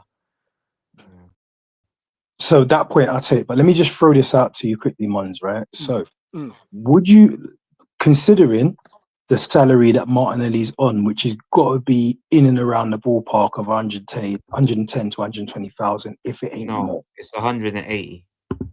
That's what I'm saying to you, if it ain't more, because I thought it had to be more, right? It's 100. That's what he said. So when you're talking about a contract extension is going to naturally lead itself to an increase in salary, because his agent's going to come to the table. Oh, well, Premier League champion, even though he didn't play the biggest part in that, right? Yeah, he's got What's to the go. better choice, to give him more money or to cash in? You got to Bearing cash in in. mind that when you're This is trying to negotiate a deal to cash in, the buying club is going to be well aware of the fact that he's in the final year of his contract, so ain't going to want to come up to higher numbers. Yeah. See, damned if you Okay. do, damned if you don't, because to secure the good fee, you're going to have to put him on more money. Now, if you put him on more money, and then that more money is the type of money that the buying club doesn't really want to pay him, you're in a bit of a quagmire. And this is the kind of the intricate details of deals that the match going or the match watching fan doesn't always consider. And it's a fine balancing act, isn't it? Yeah. I'm not trying to make excuses for the club because, you know, I mean, I'm not someone who's sort of losing their mind and saying, oh, we ain't done no business yet. The World Cup ended on Sunday, mate. So Yeah, exactly. Yeah. right? Yeah. But at the same time, I think that there were deals that we started to have conversations on, a la Morgan Rogers, a la Bruno Guimaraes, that I think we should be a little bit further along. But the final point I'll make on this is understand how Berta operates.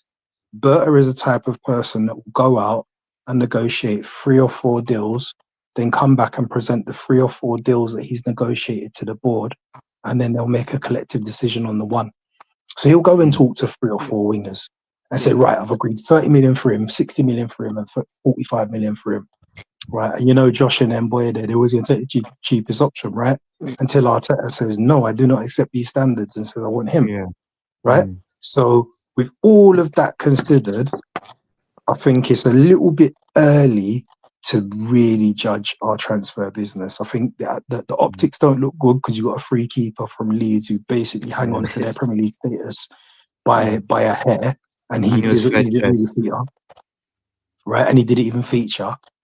But then I suppose you can look at the young Greek lad coming in and say, all right, yeah, I mean, he did a little bit. He did a little bit in the Champions League for Club Brugge, so okay, he can. But then I don't think there's any Arsenal fan, and correct me if I'm wrong, I don't think any Arsenal fan is looking at him and saying he's the first name on the team sheet. He's been brought in as an option. No, but that's what it is. He could be the surprise. But King, chat to the people, man. Last words, sort of, on Rodgers. What your expectations, sort of, for the season? Has this changed your expectations? And make sure you let the people know where they can find you. Yeah, big up. In terms of Morgan Rogers, it's one piece. We still need a couple centre backs. The midfield needs to be kind of ironed out because I don't know if Enzo Fernandez is staying or going.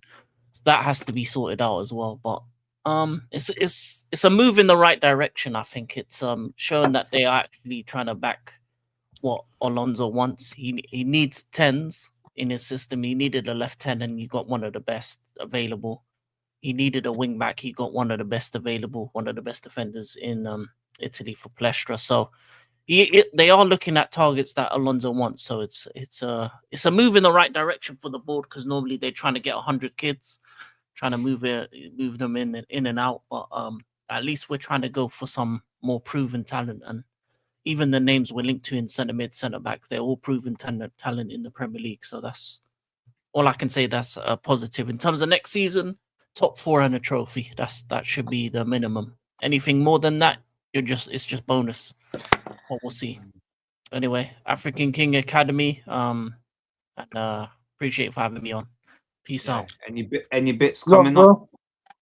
Not really. Maybe a couple friendly watch-alongs. There's started to be some good games on the friendlies over the weekend. Formula 1 as well. I do. So King, can I throw in there, that how spending 160 million on Rodgers, you man, like what my man said earlier, you man are having to challenge for the Premier League, bro. There ain't no winning trophy in top 4, bro. I think he was being too kind. I think he was being too kind, bro, to your team. That should be challenging for the Premier League. Oh yeah, that should be the main aim. Top 4. Reach for the sun and get the stars. I'm saying minimum has to be top 4 in the trophy. Like, that's I don't think if he gets top 4 in the trophy, he can stay another year. But if he gets, is that for you? Is that for you, or is that for, or do you think that's even for the manager? Do you think the board will accept that's what they would accept. Yeah, that's what they would accept at minimum, I reckon. Yeah. Okay. Cool. I hate. Yeah. Well, ideally, I would want a Premier League, but there's too many good teams out here. for No, you no, to no, say, "Oh, we're absolutely. gonna No, no, come and no, try." absolutely. Absolutely. Where I was coming from is basically what you just said. I wanted to know if that was what your expectations of your team for next season, or do you feel like that's the manager's bare minimum that the board will accept Yeah, off of bare him minimum. I think is bare top four minimum and a from trophy? from the So fan Carabao base Cup, and the manager. Carabao Cup and a third, fourth place finish. They're happy. They're satisfied with that. They're all right with that, considering Yeah, that. the investments and that. You feel, yeah? Yeah, they'll be satisfied. That'll be the because in the end of the day, even the trophy doesn't mean as much. The trophy's more for the fans, but the top Yeah, four is they just want to be in Champions League. That's all these owners care about, really yeah, and truly. So yeah. whatever in the top They got to four or generate the top money, ain't five, they? yeah, Yeah. The money's there regardless. yeah. So So the once they're trophies in are there, for the fans. The trophies are for the fans. The League Cup, FA Cups for the fans. The top four's for the ownership. So basically, they just need top four again. all right then, cool. No, fair play, No, fair play. fairs, Yeah. man. King, pleasure having you on. As You're always, always welcome as well, man. Big up, bro. peace. Steve, even though you're a scumbag, Chelsea. Hey man, it's getting cold in here. He might be Chelsea, but I always enjoy his insights still. Yeah. No, I And just had to then, I had to make sure because it was like because I was hearing what you lot were saying earlier about Chelsea and the investment that they're putting into the team, and yeah, that how they have to Alonso challenge. they'll say bye bye if certain things ain't going the way they Yeah, want it to go. So I think that I do believe he was being being yeah. He's kind, lying. He's lying. being You put being him. on the nice. Yeah, I feel like You put him off guard because Chelsea's going to demand a lot more than just a top four finish and a cup.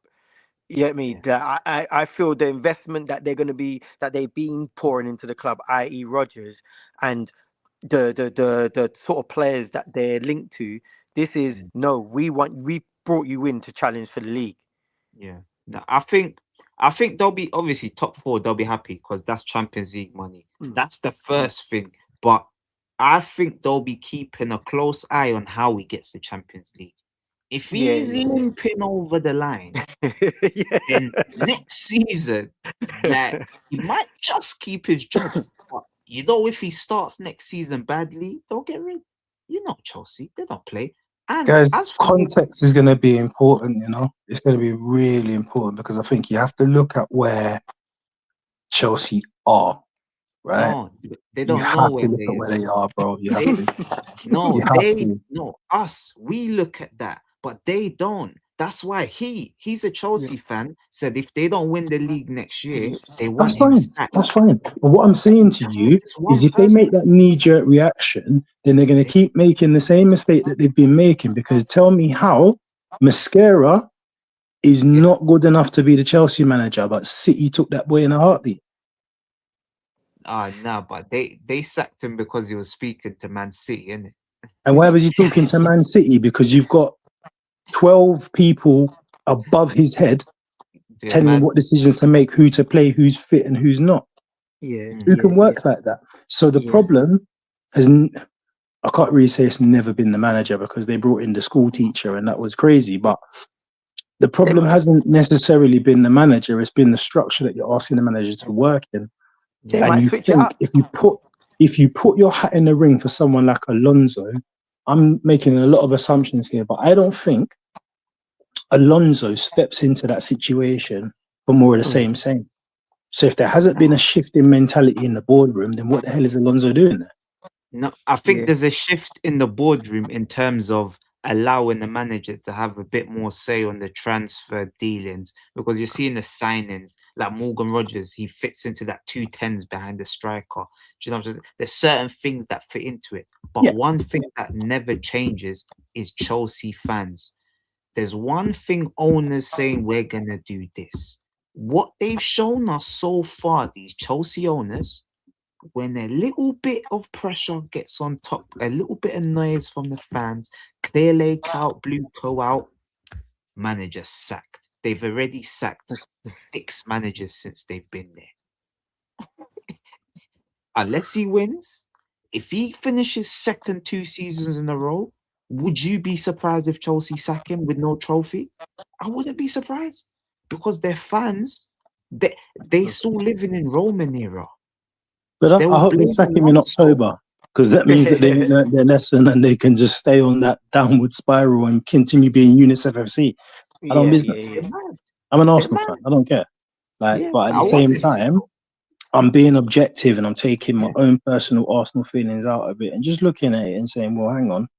If Arteta was to say, all right, boys, I've had a fig enough, I'm gone, Alonso would have been one of the first names I'd have looked at and said I wanted him at the football club. So therefore, that being the case, I'm being objective and I'm saying, if you want to go for a man like that, then you need to be prepared. Okay, backing him with his signings is probably going to be number one on the list of things that you need to do. So well done for doing that. Yeah, for doing that. But you also need to allow him the time to go through your books of 500,000 players and work out who's got to go, who can play. And if you don't give him the time to do that, then you might as well not bother bringing his home. Yeah, That's which all is I'm like saying. 3 years, like you said. Yeah. That's all I'm saying. Like, end of the day, if they don't want to do it, fine by me, because it makes the playing field a little bit more easier for Arsenal. Yeah. But what I find Chelsea, remember, Chelsea's always been a reactive club, while Arsenal is considered sort of a bit more proactive. They take their time with things. Sometimes it could be annoying. Both ways has its pluses and downfall. With the proactive side, you know that the team takes its time. They don't get bullied into certain transfers. They do their due diligence. I like that about Arsenal. I think that's partly why I'm an Arsenal fan. I've got to an age where I enjoy that part of being a football fan. It's not about just watching the football on the pitch. It's also about how my club operates and everything. I quite like that. But then on the flip side, you got Chelsea that's very reactive. At times it's worked for them. They constantly be reactive, where they put themselves in a state where sometimes they're not even really that bothered about it, and then they do a madness. They actually win things, and then they go on a downward spiral because you can't keep on just throwing money at things and hoping for the best. And that just so both has its pluses and minuses. Right now, currently, be it that I'm an Arsenal fan as well, it's nice to know that how the reactive side hasn't been working in this day and age, and hopefully that continues. But as you well said, the Morgan Rogers and that other players coming in, that looks like is something that Alonso wants in the team. If it is that the board has also adapted in regards to seeing how maybe Arsenal and Liverpool and that operate and allow the manager to kind of have more power, more say in the club, that might end up being the road they may end up going. I do believe it still might take a couple of years, but I don't think it's going to be as long as people may think. I think they might even just become a dominant force within a year or so. Yeah. I think this season might be a bit too soon, but next season, if he's there, he gets top four. Yeah, I can't see no reason why Tottenham's going to be another one challenging for the Premier League. And Arsenal just has to just keep pace. Like, it is what it is nowadays.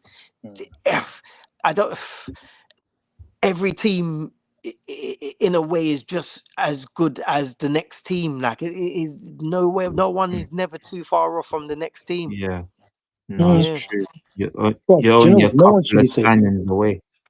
2-3 signings away, like just like that. And because it's more than two teams now in the Premier League, more than 2-3 teams in the Premier League now that could spend 100 million on a player, 80 million, 90 million on a player. It becomes that much more competitive. So I guess we just have to just accept the fact that how it only takes a season or so, or a good window, to get your team back challenging again, coming from 10th place back to challenging for a title.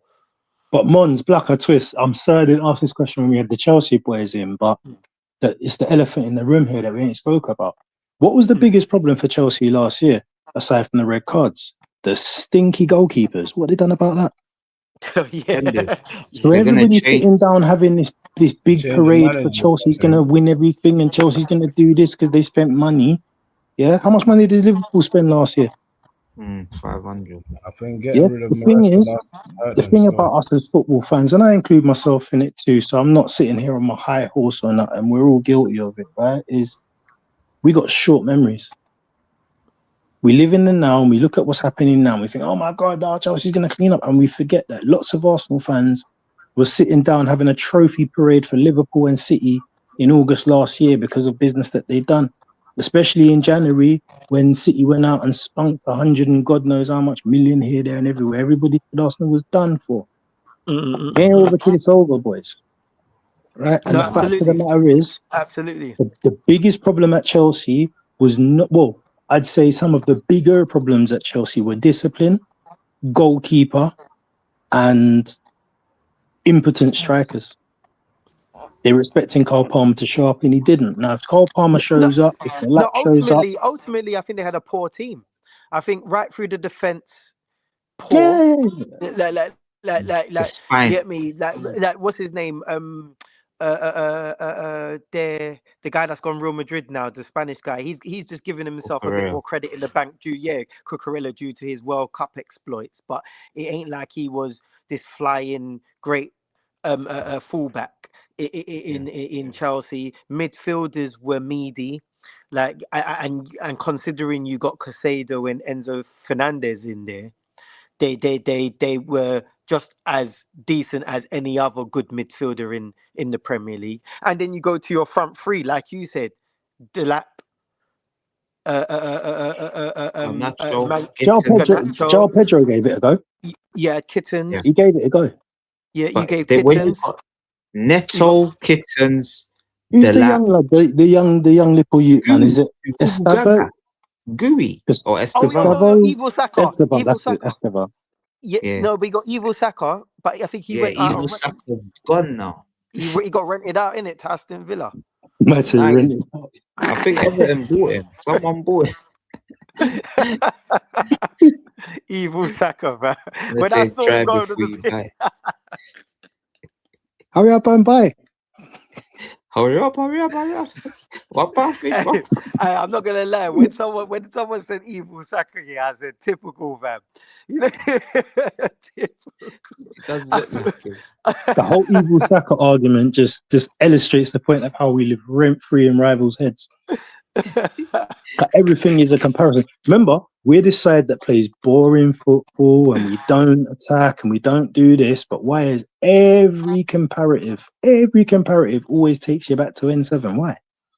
Yeah, well, yeah, you know, I think it just really boils down to the fans, really, more so than anything. I always knew, be it that I'm 38 years old. I've been an Arsenal fan my whole life. Like I've been there through the early 90s and that of Arsenal days. But it comes like what I see going to the parade made me realize this is the reason why. This is a big reason why our name is always on everyone's lip. It always brings it back to us. Man United fan, big Man United fans that don't like to agree on anything when it comes to Arsenal, even had to say to themselves, like, yeah, that was a madness. Like, man, never seen anything like that throughout my days of winning Premier Leagues with Man United or Liverpool. Brother, they was outside, fam. Man United fans, Chelsea fans, Liverpool fans. They came to bask in the glory with us, bro. So that has a big factor to play into why it then reverts back to Arsenal. It is that big, fam. It's just like that. Massively. But we're a football club and a movement, boys. But obviously, the next thing I want to touch on, because obviously we've been Arsenal centric. We started with Rodgers, but that Rodgers deal, it has permutations. Somehow Chelsea, oh my days. Nicholas Jackson looks like he's going for 65 million the other way. Garnacho. 419. Garnacho, 50 million euros obligation to buy. Scam of the year. Scam of the year. How did they do it? This is, and that's why I said Chelsea no good business, fam. And This like level Joe of said, Well, corruption is going to be it's going to be a whole Netflix documentary, bruv. Whole panorama on how Chelsea have scammed it for years. And you know why they're moving scatty like this? And it's probably my last point, boys, because I got to work early. But they are moving like this because they know they got pending transfer embargo. They're soon get embargoed for all of their F3. So that's why they're just trying to move scatty now before the embargo licks. Yeah, no, absolutely. Yeah. They know. They got people in place to tell them the deadline. So it is well, and you again on my last point, following up from that again. This is partly one of the reasons why I enjoy being an Arsenal fan, because as much as my team may benefit from these little scammy ways of doing things, and all of a sudden we might even end up being a winning machine because of all of this. It's like, me as a fan, do I want to know my team is becoming a force with these things hanging over their head, or these things is what's known for our club to be all about? I don't feel, as a fan, that makes me feel like we're gonna go down in history as that was a top club, that was a top team. Our You get biggest what I scandal was mean? the Super League. Boy, it is what it is. That's it. Other than Yeah, that, what can you really point to? None. yeah. We're quite clean, man. We're quite clean, man. No, yeah, but you know, ending on my Rogers point as well. I honestly, I hear your point, Black Eye. It would have been nice to have him. Like, why wouldn't I want to have a top attacking midfielder, proven in the Premier League, coming to Arsenal? I was I, I, I was happy. I was following it, but I wasn't really. I don't know. Maybe it's because I don't know. Maybe I was just hung on the World Cup or the end of the season, that I wasn't really too bothered. I wasn't really too upset about it whatsoever, about him not coming for that P. Um, yeah, it's just irritating because you're going to hear all of that talk about getting gazumped by Chelsea, and you're going to hear the talk about Arsenal reverting back to their old ways, taking long to do deals, penny pinching, trying to add a pound onto the deal. You get what I mean? It kind of seems like we're kind of doing that with the Gimerez deal at the moment. Now we're going through intermediaries, putting down 55 mil, putting down this mil, asking them, do you think that would run with the board? Just go to the blimmin' board and just put whatever money down, fam. Put the bid down and just let them say yes or no. Done. You get me? But it is what it is. It's still early. I'm not really too bothered. But Morgan Rogers, I wasn't really too bothered. Like, if we're gonna go for a player that warrants that sort of money, I want a flying winger, fam. And maybe that's just my preference. Who knows? Arteta might not even want that. He might want a nimble inside forward, because he, like you said, he might keep on Martinelli. So Martinelli might end up being just that outlet, where he's the outlet of that. He's the pace and the power down the line, while someone like Morgan Rogers is the inside forward that could give you a bit of je ne sais quoi and a bit of, you get me, technical prowess to come in field. So that could have maybe been his sort of thinking, moving with Morgan Rogers. So that could be the counter argument. But yeah, I wasn't convinced anyway. We have just inquired as well about Yan Diamond. He looks like he's probably gonna go PSG. But there's a problem with that. I can't remember which way around it is. I think we're looking at him to play on the left wing, but he likes to play on the right. So at least know what side they play on, Berta. Jesus. Yeah, he wants to play on the right, so I'm guessing he's looking to go PSG. But in the World Cup, he looked better on the left. When he went to that left-hand side, I think it was against Ecuador.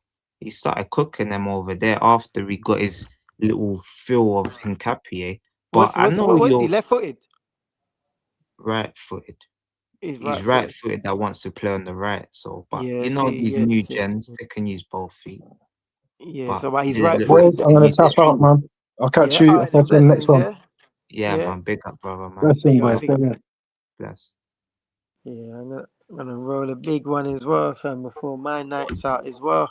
Yeah, man. Obviously, we touched on a lot of things. Obviously, there's the last sort of subject that I wanted to touch on It'll before be we interesting lock off anyway. the show. Oh no, Huh? Cam. Hold on. Yeah. The last one that I Okay, go wanted on. to touch on Can't is even. the last one I wanted to touch on was flipping Rodri. Obviously, Rodri. They're now saying Rodri's gonna have back surgery, but from what we're hearing, Real Madrid apparently Real Madrid wanted Rodri. The the owner Florentino Perez, the president, said he doesn't want Rodri, but now everyone's told him you have to get Rodri.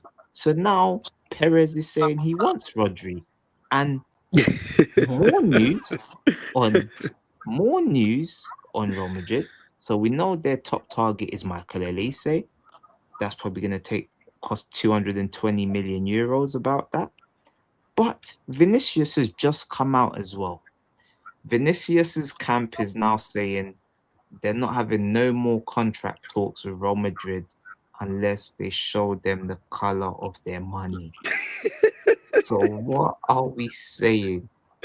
Are Arsenal waiting for an Alvarez or Vinicius for that marquee signing? Is this why we're penny pinching so much, man? Do you think this might be the reason, fam? And, boy, I would say that's probably part fantasy. Not saying Arsenal. Yeah, and you know what happened? Me saying that makes me feel like Vinicius is I'm the saying that fantasy, yeah, I Arsenal is agree. not at the stature to be able to bring in these players. No, absolutely not. I think Arsenal is of that ilk now, that feel for the club. Forget about just winning the Premier League. Like Arsenal's built that respect now in Europe, where when you come face Arsenal, you're facing a top European footballing side. You get what I mean? And Premier League champions on top of it, just to give it that sprinkle. You get what I mean? So it's like you come into champions plus a top side that ain't gonna rock up at Real Madrid in the Bernabeu and be starstruck. Yeah. We're gonna rock up and they're gonna be starstruck of our man. Because when they're looking at man like Saka and they're looking at man like Eze and what's it, and they're looking at Gimerez and Rice and they're looking at Saliba and Gabriel and all them man there, fam.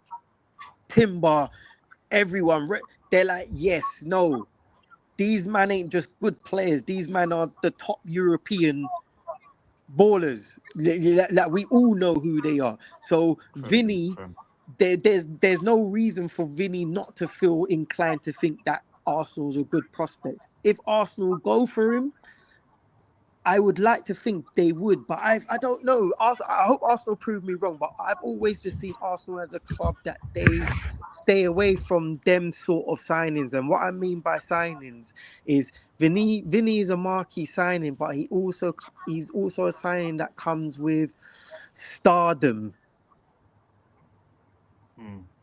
So you got marquee signing and you got stardom signing. You know the ones there. Yeah. And he comes with that little bit of stardom. As much as I don't think he... Okay, actually, no, I may be wrong to say he ain't one of the best players. He is one of the top players in world football. I just think maybe the pool of top players are quite small. Because if you're calling him a top player, if I was to compare him to top players from 20 years ago, he won't even fill their boots, let alone thing. But it is what it is. We have to talk about today. You get what I mean? So today, he is one of the top players. I would take him. Would Arsenal take him? I think they'll stay away from someone like that because he comes with that ego, that stardom ego that the players in the Arsenal camp would have to deal with. No, you're probably right. And Twist, Yo, I want to get your thoughts as well on potentially Rodri.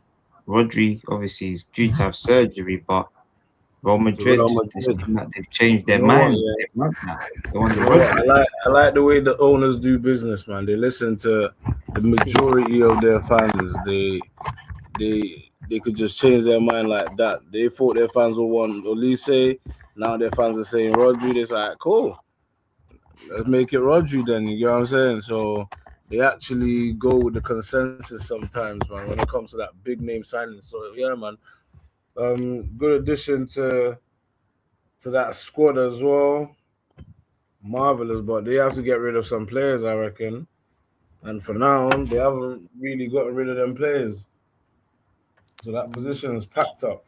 Do you think Man United might go in? Do you think Man United might go in for one of their players? That could be a Yeah, I possibility. think that's the thing. I think Chouameni, Man United's still there, so I they can don't think easily. I don't think too many will go. I think it would be more. I think it would be Camavinga. more on the Camavinga side. But I think it's it's Real Madrid. For Yeah, Rodri, they'll get rid. yeah, that's It true. was like I think they got rid of Ozil and got Kaka. I think I swear wasn't it Kaka? I don't know, but No, I I don't know think they it's got rid Kaka. of Ozil and bought a star. So like you see when it's Real Madrid, anything's on the table, my bro. Anything is on the table. Like whoever we might think, cause they're saying they're gonna give Chouameni the new contract, but bro, for Rodri, don't just dash him, bro. He's a Ballon d'Or winner. He's the Spain captain, and you're teething him for Man City, weakening a European rival. Ooh, Is he? What contract does he have at the moment? Do you know? Rodri, Yeah, currently with Man 1 City. year left. He's not signing. So So if he's he either doesn't going sign for and Real free. Madrid want him, what fee do you think Man City can squeeze out of them? So they either let him go for free next season, or I think between 50 and 70, man. You think they'll get that for him? Yeah. I don't know if the Real Madrid will pay it though, but he's worth it though. He's probably still the best DM in the world. No, Elliot absolutely. Anderson just went for 130, bro, or however No, much. absolutely. But then you got to factor in that he is probably quite injury prone now, and his age doesn't do him any favors. Yeah. But is it worth Man City selling him for 50 million or 40 million now, or just keeping him for free? It's Man City. They don't. It's not Arsenal. Do you know what I'm saying? We would need the money. They don't. They're cheaters.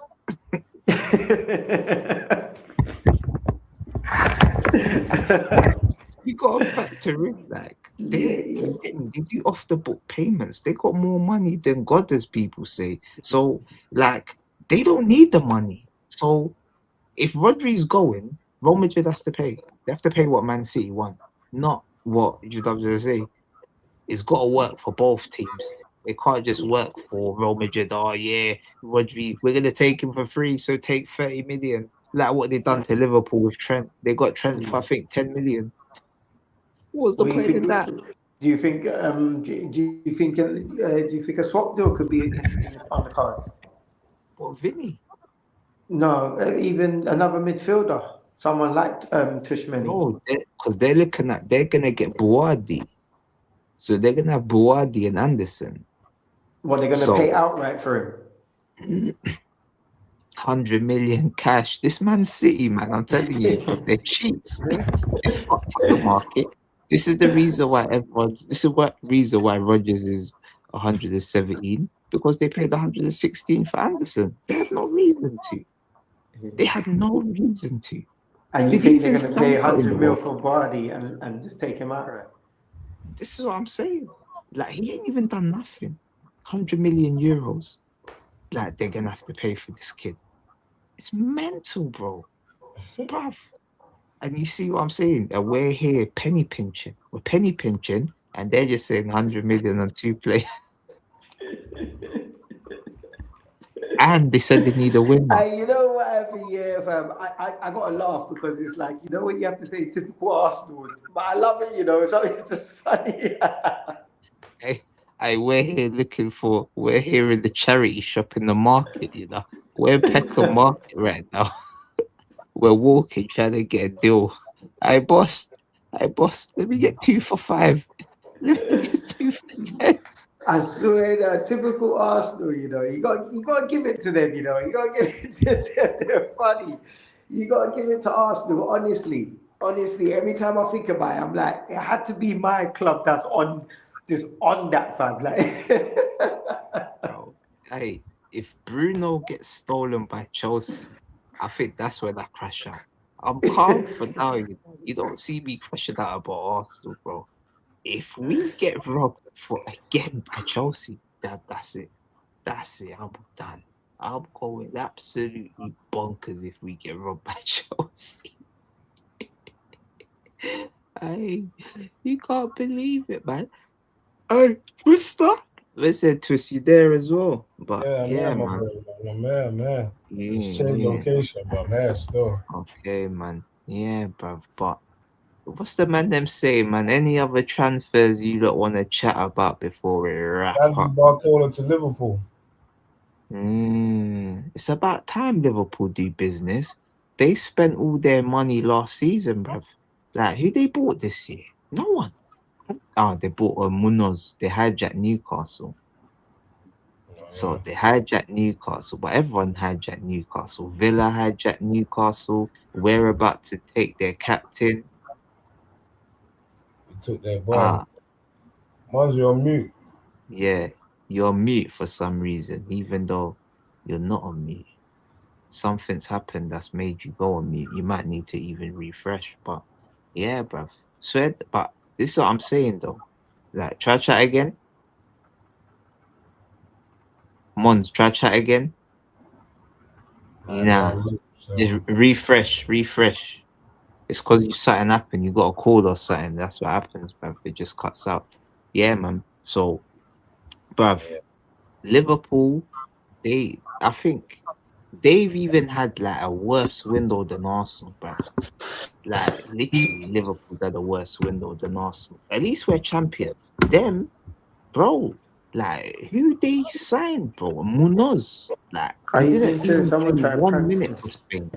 He didn't play 1 minute for Spain. That's Liverpool signing. Did you even know they signed him? Who knows? Yeah, What? From Crystal Palace? no, Who he knows? played for Spain. They signed him. He played for Osasuna in Spain. He's a Real Madrid reject. I said the one that's played for Crystal Palace. That's how unknown he is. That's how unknown he is, bro. Dog.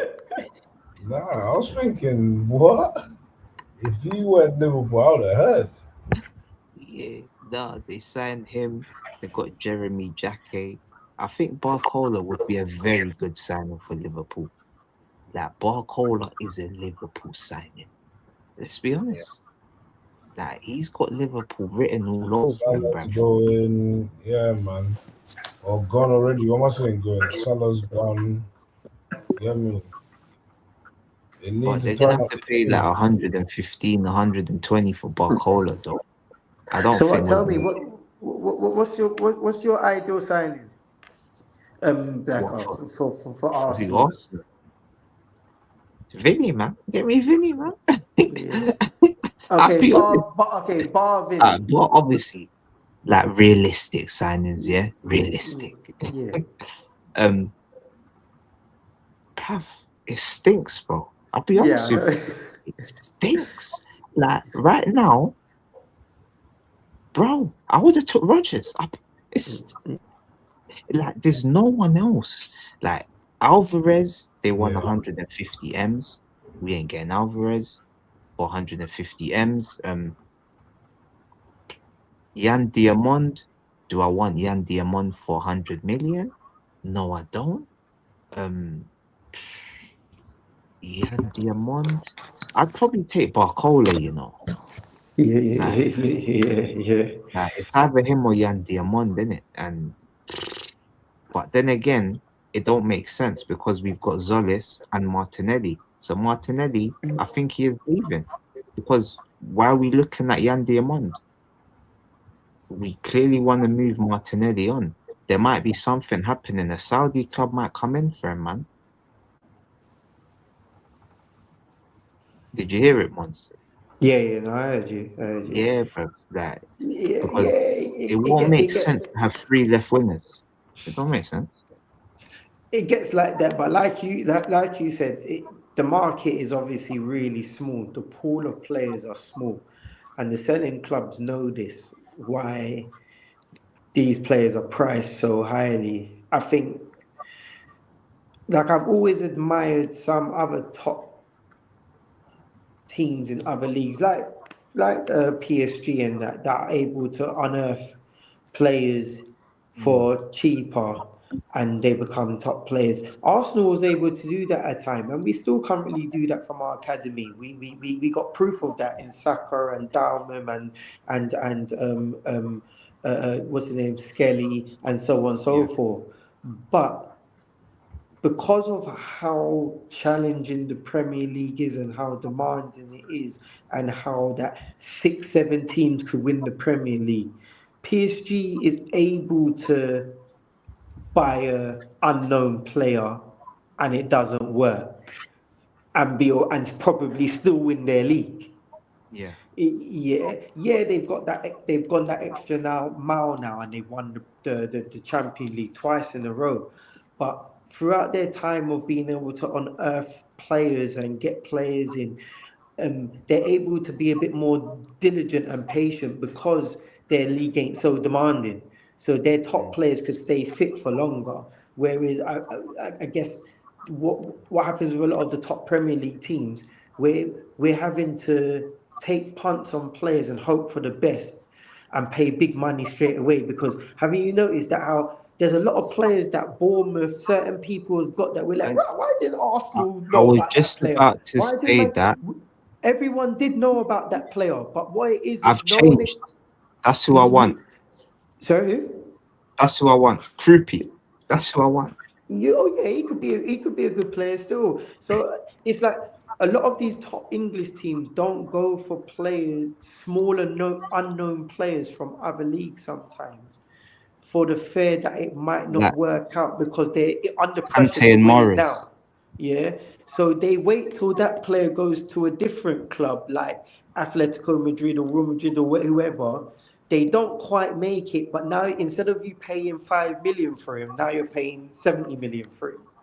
And that because he plays for that big team now. So now I think Arsenal and these other teams might even have to go in down that route of unearthing unknown players, taking a punt on players from other leagues that's been performing well, really putting your scouts out there, and hopefully the players that are in front of them are able to hold the mantle and for you to grow into it and be that player we hope you can be. And all of a sudden you went from us buying you for 25 million, now you're a big 80, 90 million pound player. You get what I mean? I think we need to start going down that route. So that's why I wasn't too bothered about that whole Trossard replacement, that brother. I don't care about him coming from Norwich before. You get me? He had to learn his trade. You get what I mean? He learned his trade. Then he went. Then he went to Actually, Club went to Brugge. Germany first. Actually, Yeah, it well, was in look at that. Germany. Then he settled in Club Brugge, and he's been doing the business there. Can he step up to the Premier League? Only time will tell. But I mean, I'm not going to disregard him because he was playing for Club Brugge, because I haven't watched it. I watched a few clips, but I heard he performed well in the Champions League. But you've seen his So tech though. yeah, exactly. So if he could bring that same endeavour into a Premier League final, second place Champions League team, then why couldn't he end up being a top signing in the end? Or You even get me? all he has to do is do what Trossard done. That's it. Score when it matters. Trossard is Arsenal's clutch player. We know when we're looking for big Sorry. goals, Trossard or Marino. They're who delivers. Trossard, Marino. So if Solis can do that for Arsenal, I'm all for it, man. I'm all for it, man. But yeah, man, people, man, we're 3 hours 43 minutes in. Yeah, I'm gonna leave it there. If Mons comes back, chat to him backstage. Twist comes back. Yeah. Final words, Mons, anyway, because I'm wrapping it up anyway. Yeah, Oh, no, it was a pleasure. I haven't been on for a while, so it was yeah, nice to catch up. You get yeah, me? man. I'm not You know, you're streaming at always the welcome, moment. my broski. Yeah, I'll soon be doing my thing. But anyone that wants to log into my thing, I do Top Shotters production on the gram photography Top shot company. So production on the gram, yeah, yeah? yeah, check it out. But Yeah. yeah, man, it was a pleasure. It was nice. It was nice. We catch up another time. You get me? I have more information. I'll be more prepared. Yeah, me. Alright, man. I come halfway through it. So yeah, me. I was on the back foot. You know how it goes, man. Yeah, You all right. performed, man. Don't worry, man. Yeah, all right then. People, make sure you're liking, sharing, and subscribing to the channel. And that's it from us here. See you on the next one. We're out.